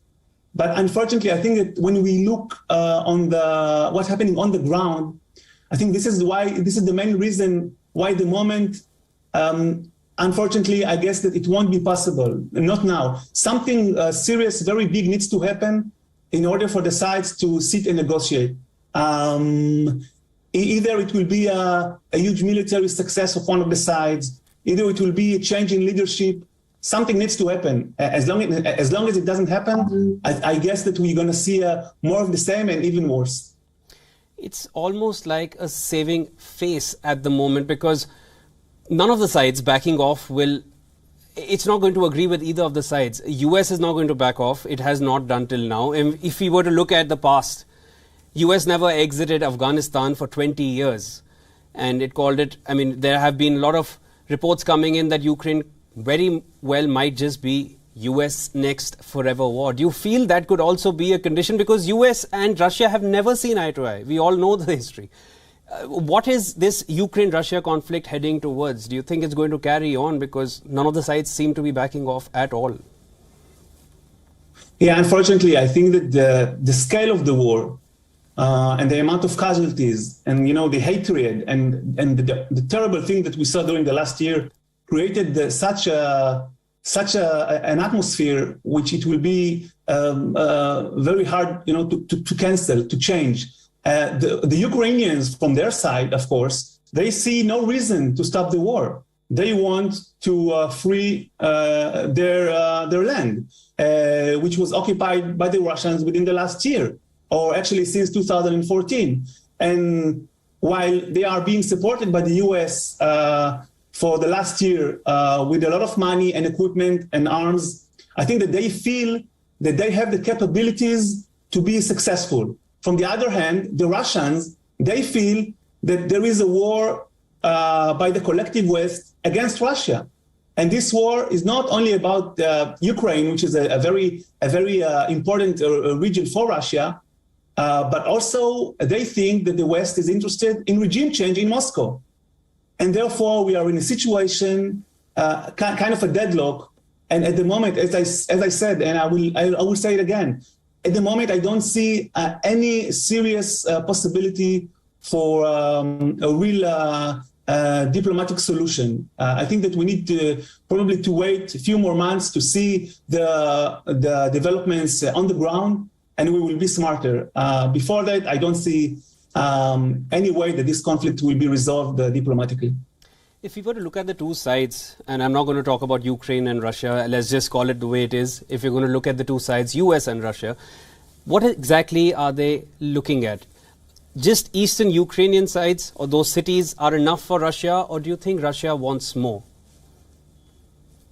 Well, I think that we need to remember that the aim of the Russian military operation or war, as we can see, at the start was to topple the regime of President Zelensky and to make Ukraine kind of a pro-Russian state. But they failed doing that. And I think that now they are focusing more on the region, which are, of course, on eastern Ukraine, on the Donbas area, which is, by the way, still is not being controlled by Russia fully. The Donbas region is now around 60-70% of it is under Russian occupation. Right. So I think that President Putin is interested, first of all, to have full control on the whole area of the Donbas area, and of course to maintain the occupation of the four regions of all the four regions, which is around 15 to 17% out of the territory of Ukraine.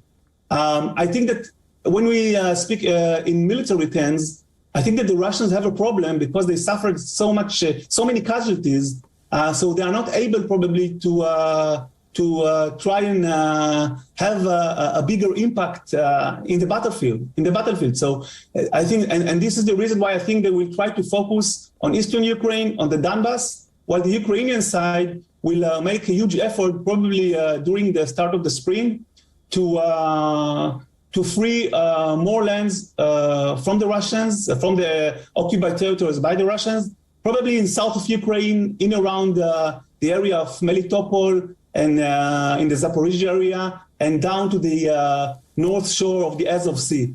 I think this is where we're heading in the next few weeks. In Putin's speech, he also spoke very highly for the soldiers in Russia. He's speaking very highly of the armed forces in Russia. There was a time in September 2022 when the term mobilization had come up in Russia, that Putin is wanting to mobilize more people to join the army.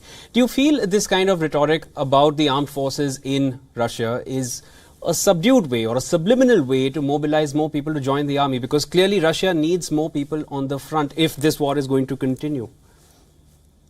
Yeah, I think there's no doubt that in terms of manpower, the Russians, they don't have enough manpower now to achieve their goals. We hear in the last few weeks that the scale of the amount of casualties that the Russians are suffering in eastern Ukraine is very, very high. Sometimes 100 soldiers a day. And I think that from that perspective, it's a real problem for the Russians, which makes it very hard for them to achieve their goals, even within eastern Ukraine. We hear that the battles around the city of Bakhmut in the Donetsk area in eastern Ukraine already takes place like around maybe months already, and there is no clear win there for the Russians. I think that it proves us how difficult the battlefield is and how fierce the battle is. Yeah, if you were to look at the US over here, what do you feel they would want to achieve to be able to, which would spell the end of the war? For Russia, of course, eastern Ukraine they're going after it, everybody knows that. But for US, what would be the eventual aim which would satiate them and would want to end? It's just Russia backing off, or does US intend to gain something else out of this entire conflict? Well, I think that at the moment, and as we can also hear from American officials, I think that they are supporting Ukraine in order to make it possible for the Ukrainian army to push the Russian army back to the lines at least of the 22nd of February last year. And of course, it means for the Russians to withdraw their forces from southern Ukraine, from the Kherson area, and from the Zaporizhzhia area, and of course from the eastern Ukraine. This is, I think, the official line of the Americans. But at the same time, I think that this war is within the American interest because practically it weakens a lot the Russian army. We see within the last year the amounts of casualties that the Russians suffered. They lost a lot of equipment, thousands of tanks.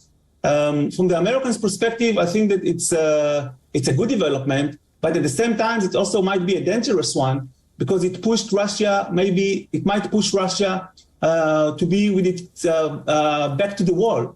And then we might see even a further escalation, even a possible use of nuclear weapons. So this is a very complicated,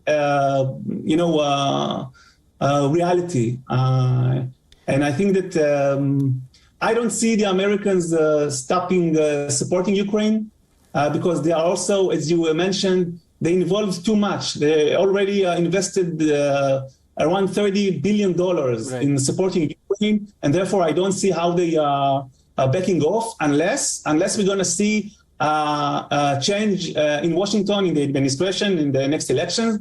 But we still have time for that, so we need to wait and see. Yeah, if I were to just divide the two sides And if we were to just look at who's on which side, of course you have NATO and you have the entire West on one side. There was news that Pakistan has been supplying rockets to Ukraine, if we were to add Pakistan to that bloc. There was also news of Israel supporting Ukraine, if we were to put Israel in that bloc. On the other side, we have Russia, Iran and China, which have been finding common ground lately. Then you have Israel, then you have Iran obviously providing drones to Russia. Do you feel North Korea would also get added to this equation towards Russia's side? In this year at least? Sorry, can you repeat the last part of your question? Do you feel North Korea would get added to the equation on Russia's side? Well, this is, again, I think that this is a very complex reality. Right. Because each country which is getting involved in this has also its own interests. Yes. For example, when we speak about Iran is supporting Russia now, and the two countries are getting closer and closer, while Israel, from its perspective, is very worried because the Iranians, for example, are using the drones in order they're providing drones to Russia, and they are being used in Ukraine. And these tools are, in the future day, might be used also against Israel. And Israel is of course, very, very worried. And it's also, Israel see how Russia is getting closer and closer to Iran and train the Iranian pilots in Russia. So this is, for Israel, of course, is also very, very worrying. I think that from that perspective, there are so many different developments, and we need to keep following, what's going on. And I can only wish that we're not going to see an escalation to a wider conflict or a global scale. If you look at North Korea, and if you look at the Korean Peninsula, there is already an escalation happening there. There are bombs falling, there are ballistic missiles falling at Japan's exclusive economic zone every now and then. If North Korea gets added to this equation along with Russia, that is obviously going to take the entire situation into a very, very global scale, which is only going to spell doom for every other country. My question was, do you feel there are any chances of North Korea getting included or getting attached to the Russian motive? Yeah, I think that we need to be very clear. North Korea is already supporting Russia. From what we know, North Korea is providing Moscow with ammunition, with artillery shells, and with the other ammunition. So it's not that North Korea is standing and sitting on the fence. North Korea is already supporting Russia, and this is the reality. The amount or the scale of the support is probably is limited to what I said, right. But we need to wait and see if it will get worse. I don't know, but this is how it is at the moment. Thank you for all those updates, Yair. It's been a nice, informative chat with you, and let's hope year 2 with Russia and Ukraine spells some kind of de-escalation for the entire world. Yeah, hopefully. Thank you very much. I was happy to speak with you. Thank you, Yair. That's all for now. Thank you so much for watching WION A World is One. We'll continue our coverage of the entire Ukraine-Russia conflict. I'm Shivan.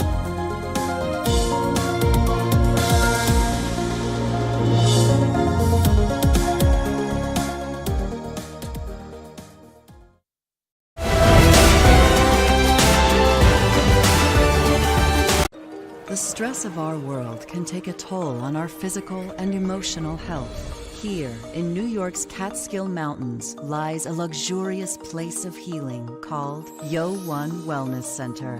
The WION Wellness Center provides 500,000 square feet of natural methods to manage diabetes, hypertension, chronic pain, obesity, depression, anxiety, and other conditions.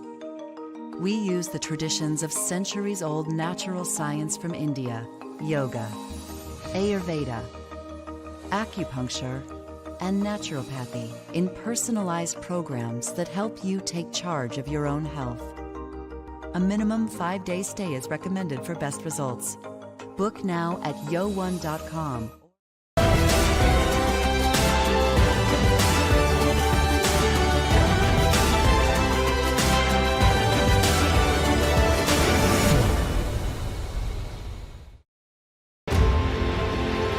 It's code red for humanity.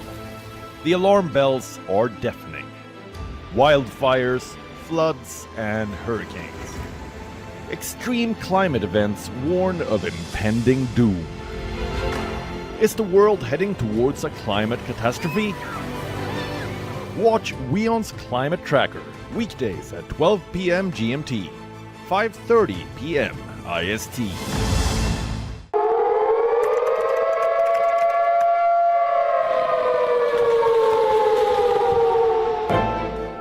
You don't know how to fix the holes in our ozone layer.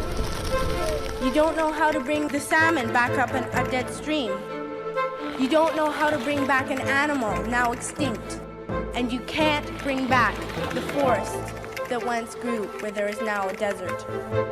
You have ignored us in the past and you will ignore us again. We have run out of excuses and we are running out of time. Show us your faithfulness. Show us your trustworthiness. Show us your honesty. Prove us wrong. We desperately need you to prove us wrong. God help us all if you fail to prove us wrong. God help us.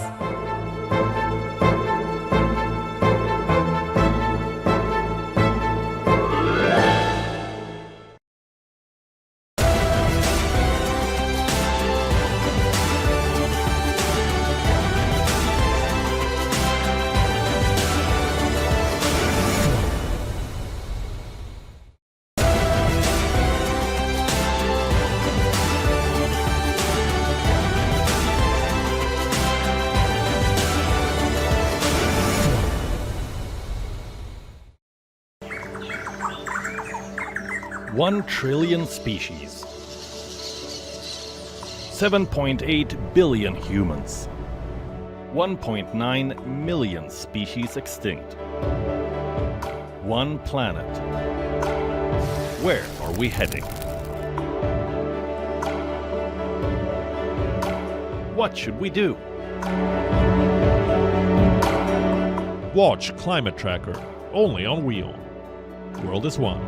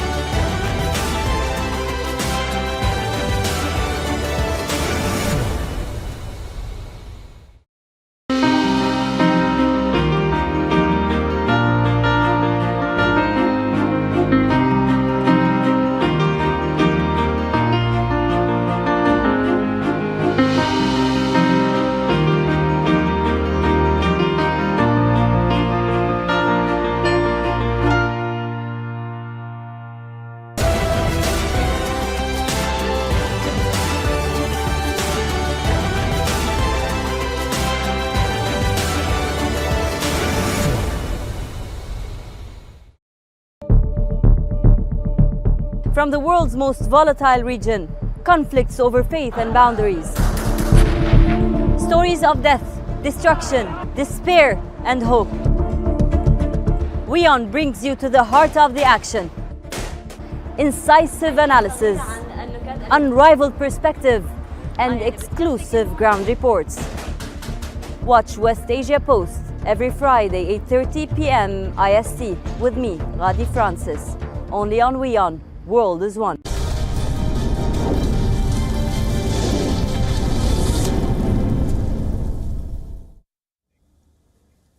Welcome back. You're watching Beyond World is One. I'm Shivan Channa, and we're continuously getting you all the updates from all the developments happening at the Russia-Ukraine front. President Joe Biden made an unannounced visit to Ukraine, and shortly after that, barely a day later, President Putin has made his address. Ahead of the Ukraine war completing 1 year, Russian President Vladimir Putin delivered his annual State of the Nation address. Now, the speech came a day after US President Joe Biden dropped in at Kiev. The main focus of the speech was on the war in Ukraine, the impact of sanctions of Russian economy. Те, кто планировали новую атаку на Донецк, на Донбасс, на Луганск, четко понимали, что следующая цель. So the Russian president launched an all-out attack on West, blaming them for the escalation of the Ukraine conflict. He said the West has put the very existence of Russian Federation at risk. Элиты Запада не скрывают своей цели – нанести России, как они говорят, это прямая речь, стратегическое поражение России. Что это значит? Для нас что это такое? Это значит покончить с нами раз и навсегда. То есть они намерены перевести локальный конфликт в фазу глобального противостояния. Putin lashed out at the West for what he called their dictation of values. He also called out their superiority complex and looking down on other people. Привыкли плевать на весь мир. Оказалось, что также пренебрежительно, по-господски они относятся и к народам своих собственных стран. Их-то они ведь тоже цинично обманули баснями или обманывали баснями о поиске мира, о приверженности резолюциям Совета Безопасности ООН по Донбассу. Putin also lashed out at the West for their sanctions on Russia. He said the sanctions have failed for one and are hurting their own economies for another. Как я уже сказал, Запад развернул против нас не только военный, информационный, но и экономический фронт. Но нигде ничего не добился и не добьется.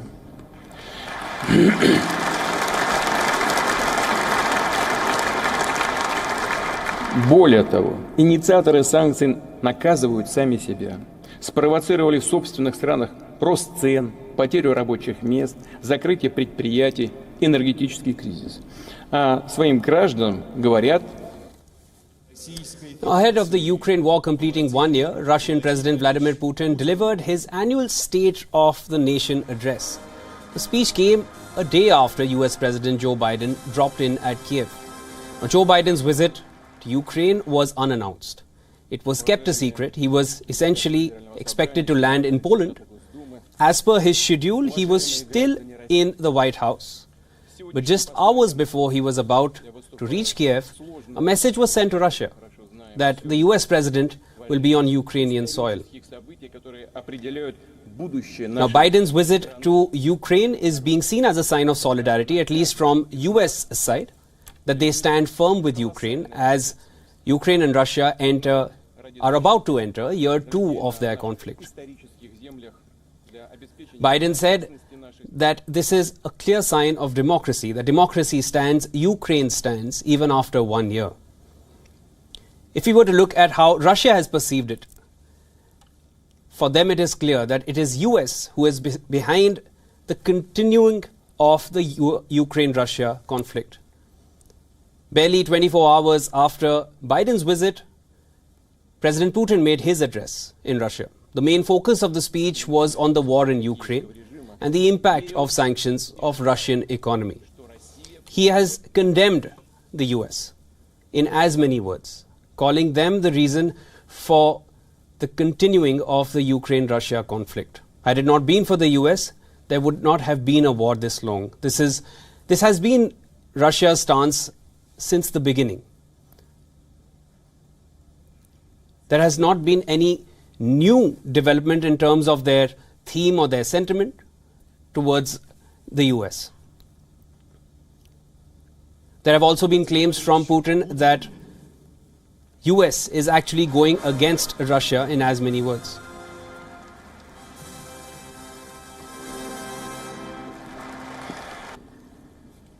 The Russian president launched an all-out attack on West, blaming them for the escalation of the Ukraine conflict. He said the West has put the very existence of the Russian Federation at risk.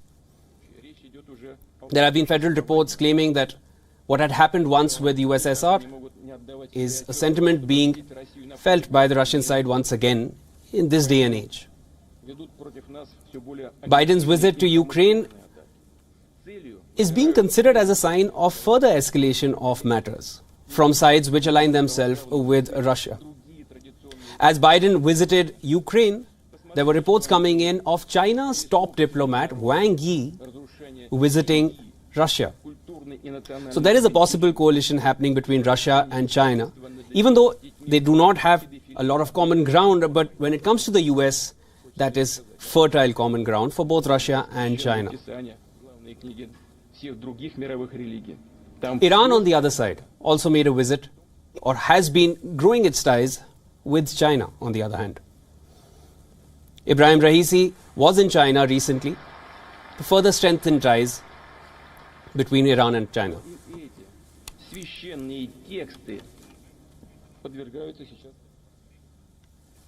Now, as US President Joe Biden visited Ukraine to meet with his Ukrainian counterpart Volodymyr Zelensky, China's top diplomat Wang Yi is due to visit Russia. According to reports, the Chinese top diplomat is likely to visit Moscow today. The Kremlin spokesperson Dmitry Peskov earlier confirmed the planned visit by Wang and said that the agenda of the meeting is clear and extensive. He did not rule out a meeting between Wang Yi and Russian President Vladimir Putin. Now the question is, will China help Russia? Remember, China regards Russia as an ally and has so far refrained from condemning the war in Ukraine. According to reports citing sources, Wang Yi will discuss Chinese ideas for a political settlement of the Ukraine conflict, as well as strengthen bilateral ties with Russia. Now, in the latest, China's foreign minister has said that China is deeply worried about the escalation of Ukraine conflict and the possibility of the situation spiraling out of control. During a speech, the Chinese foreign minister urged certain countries to immediately stop fueling the fire, further asserting on how these nations should stop hyping up Ukraine today and Taiwan tomorrow.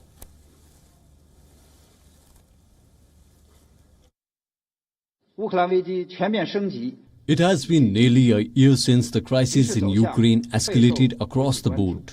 The situation is drawing international attention.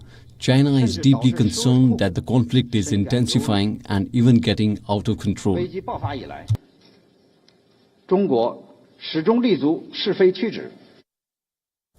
The visit comes days after US Secretary of State Antony Blinken said that Beijing was considering providing lethal support to Moscow, ranging from ammunition to weapons. Blinken warned Wang Yi of consequences if China provides material support to Russia's invasion of Ukraine. Now, in retaliation, Beijing hit back at Washington, saying it is the United States and not China that is endlessly shipping weapons to the battlefield.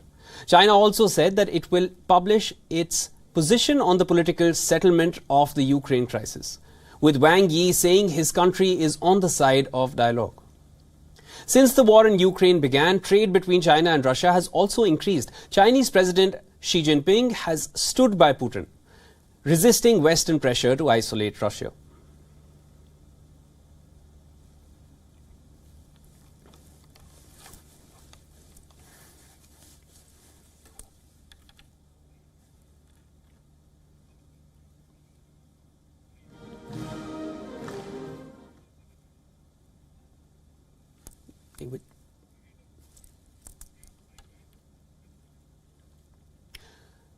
Now, ahead of the Ukraine war completing 1 year, Russian President Vladimir Putin delivered his annual State of the Nation address.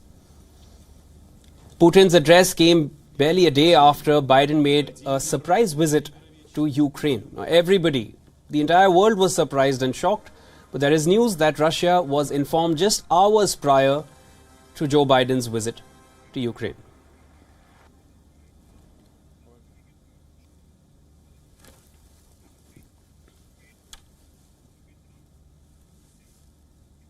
For more on this, we are being joined by our correspondent, Anas Malik. Anas, Putin blamed the West earlier, and the theme seems to have remained the same in his current speech as well. How do you interpret Putin's words? Well, it's we were expecting that this sort of an address where the entire onus of responsibility could have been shifted towards the West. That can be debated rightly or wrongly, but President Putin, in his own words or in his understanding, has a point that he believes that the threat was closer to his borders, to the Russian borders, and therefore he has done what he says is a preemptive action. Of course, this is debated. This has been widely criticized as a violation of the UN Charter as well. But by and large, I think the key takeaway is the fact that he walking away from the Treaty for Arms Control. That is something that would raise alarm bells across all of the capitals, be that be Brussels, be that be Washington, or even at the United Nations in New York. That is something that is more serious.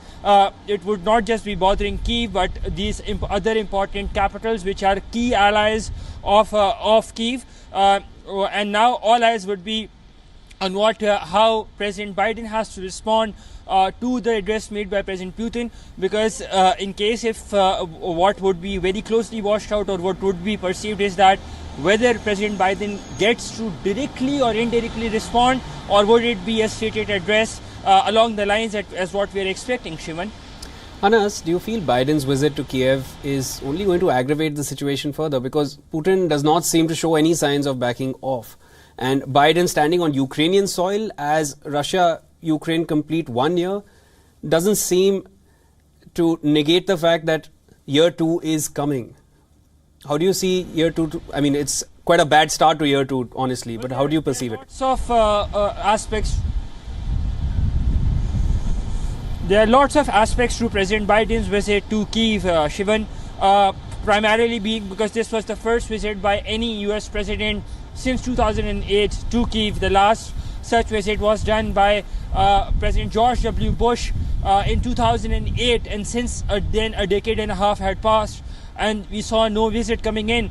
So the historical aspect was there, but more to do is the fact that Moscow would be perceiving this as an escalation of all sorts, yes, but then soon after the visit we saw that report from the Russian news agency TASS, which quoted officials saying that Russia had previously engaged before the visit of President Biden, asking them or preempting them to not have a misadventure, so that there is no room for an escalation between two nuclear powers, that is the United States and the Russian side, when President Biden is there.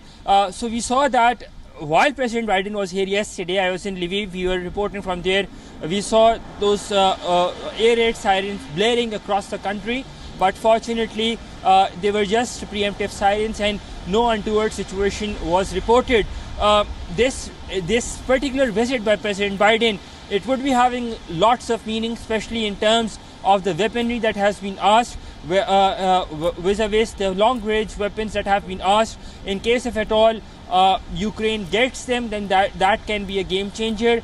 Otherwise we would see that this conflict would just persist and prolong, and that an indication to that has been made by President Biden himself in his speech yesterday here in Kiev, where he said that the United States will keep on supporting Ukraine as long as it takes. Shivan? Anas, we saw the visuals when Biden reached Kiev. There was a big smile on Zelensky's face as well. There were some pats on the back of Zelensky from the US president. You're in Kiev, you're reporting from ground zero in Ukraine. How is the sentiment amongst the locals over there? Because regardless of what is happening between US and Russia, it is Ukraine which is getting badgered day in and day out. What's the sentiment in the locals over there? Well, I've been speaking to a lot of people off camera. We took the train journey last night from Lviv to Kiev, and I'm standing in the city center, in the heart of the city center in Kiev. Not far away from here is Maidan, the infamous Maidan Square. That's about 2 kilometers or 1.5 kilometers from where I'm standing. I'm standing in the city center, and I'll just get aside to give you a sense of how the people of Ukraine are now coping up with what is believed to be the new normal. You can see that there are cars back on the roads, buses are back on the road, tram is back on the road, more and more people, the traffic signals are back to being functioning again. Yes, last year when we were here, we saw even on this very road there were multiple military checkposts. Those have significantly gone down. We cannot specify a number, though we know the number very well, but we cannot specify the number in our reportage due to reporting restrictions by Ukrainian authorities because they're still in a state of martial law. But this is the new normal, essentially.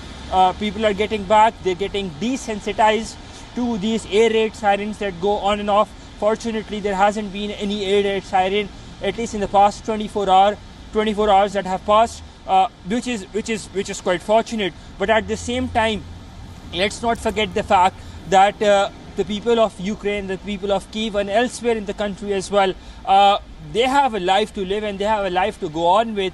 They need to continue with that. So in the face of Russian aggression and in the face of resistance, this is their way of resisting, their way of saying that, look, yes, what's happened has happened. The war is a reality. They need to come to terms with it. And an app depiction is right behind me, where you see now restaurants are back to their functioning mode, bars, pubs, they're back to their functioning mode. More and more hotels have been opened. There is an acute problem when it comes to power shortages. That is a new thing that I saw if I compare it from last year to this year. Last year we did not have power shortages. This year there is a power shortage or power outage problem.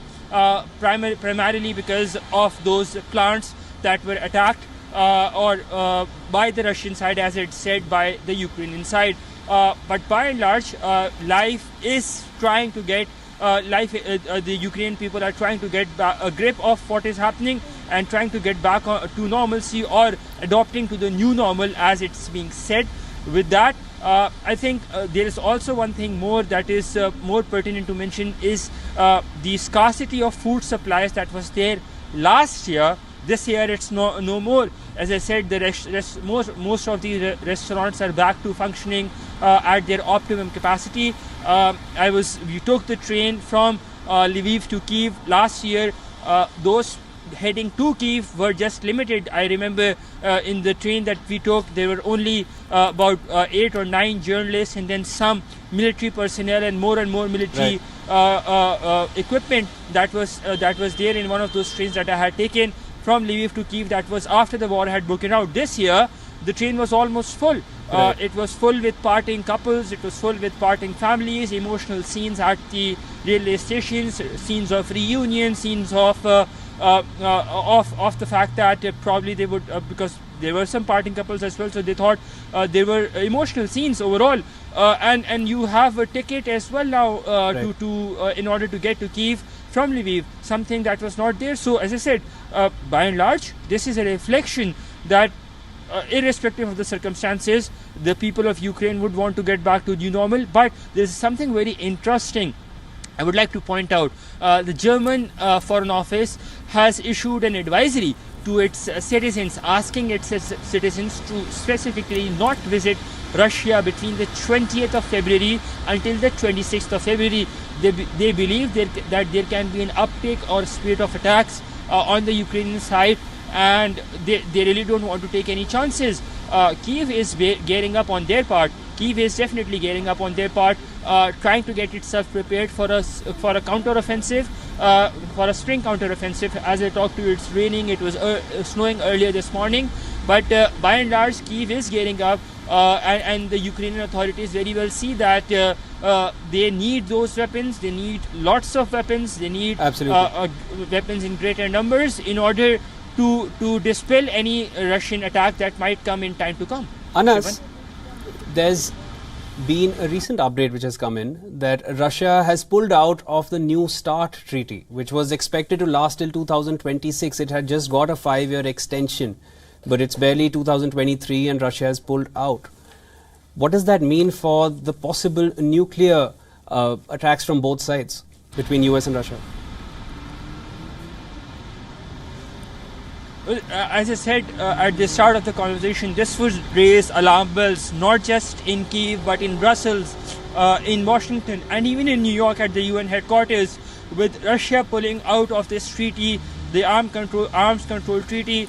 God forbid if we are looking at another tragedy or a catastrophe. Of course, we would see now much more active diplomacy trying to persuade Russia to go back into the treaty, or to ensure to have some assurances where there is no use of nuclear weapons on either of the sides, or specifically here from the Russian side, here in Ukraine or in any parts. That is what we would. That is what this essentially would what transpire into.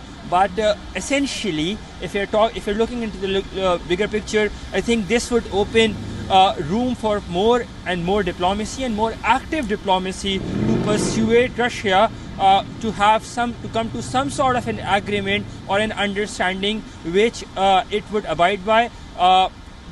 Turkey and even India would be very, very closely watched out, because they're friends with both the sides, and in some hours from now we'll be seeing a renewed push to both the sides, be that be India and be that be to Turkey or Turkey, to have or to ask Russian side to come onto the negotiating table and get done with some sort of an agreement or an understanding, so that catastrophes of sorts can be avoided in the longer run. Shivan? Thank you for all those updates, Anas. Anas getting us all those updates from Kiev. And that's all for now. Thank you so much for watching Beyond World is One. I'm Shivan Channa. We'll keep you up to date with all the happenings from around the world. As the horrors of war unravel in Ukraine and diplomacy reaches a feverish pitch, WION brings you the voices that matter. You call it a conflict, you call it a war, people are dying on both sides. WION's Anas Malik is on the ground. Things are different, things have changed. We see more and more families, departing families as well. Anas Malik at the border between Poland and Ukraine for WION World is One. Watch continuous coverage of the Russia-Ukraine war on WION World is One.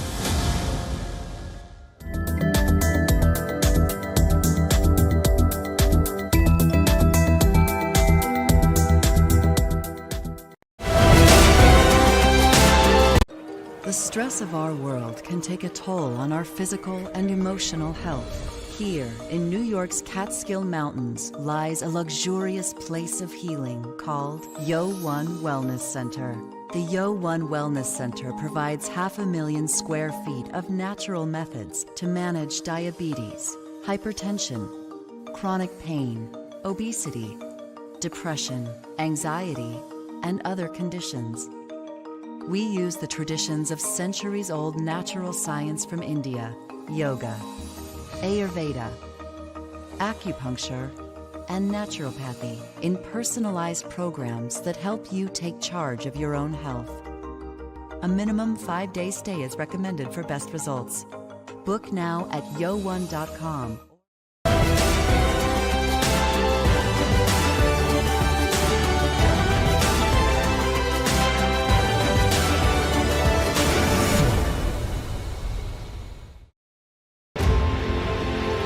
It's code red for humanity.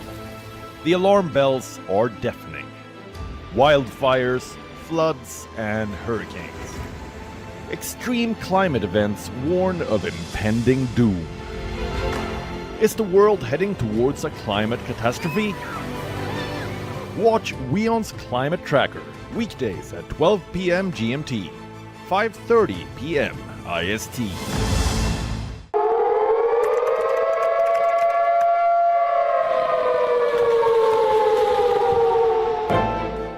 You don't know how to fix the holes in our ozone layer.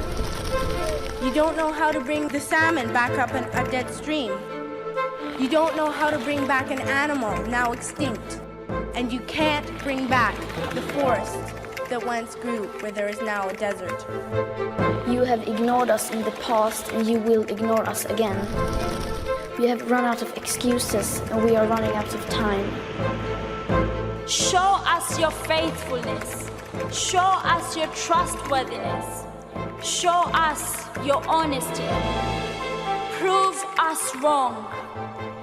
We desperately need you to prove us wrong. God help us all. If you fail to prove us wrong, God help us.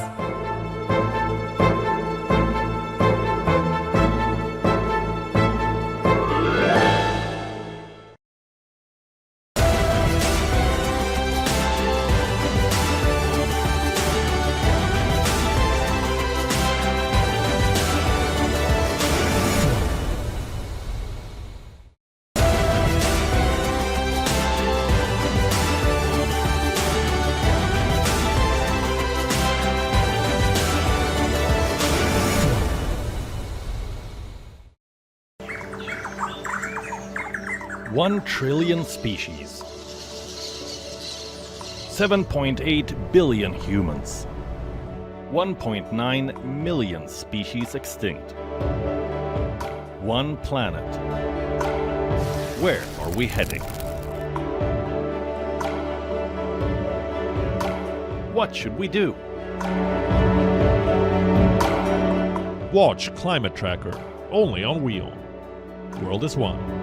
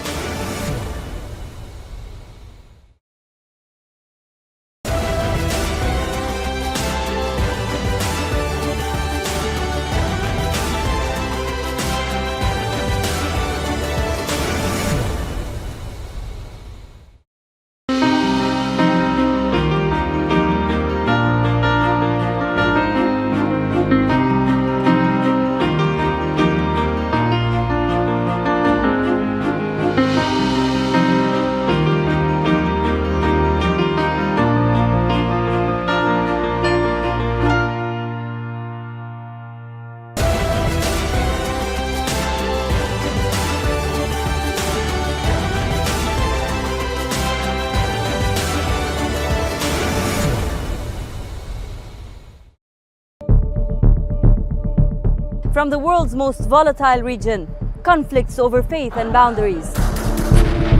Stories of death, destruction, despair, and hope. WION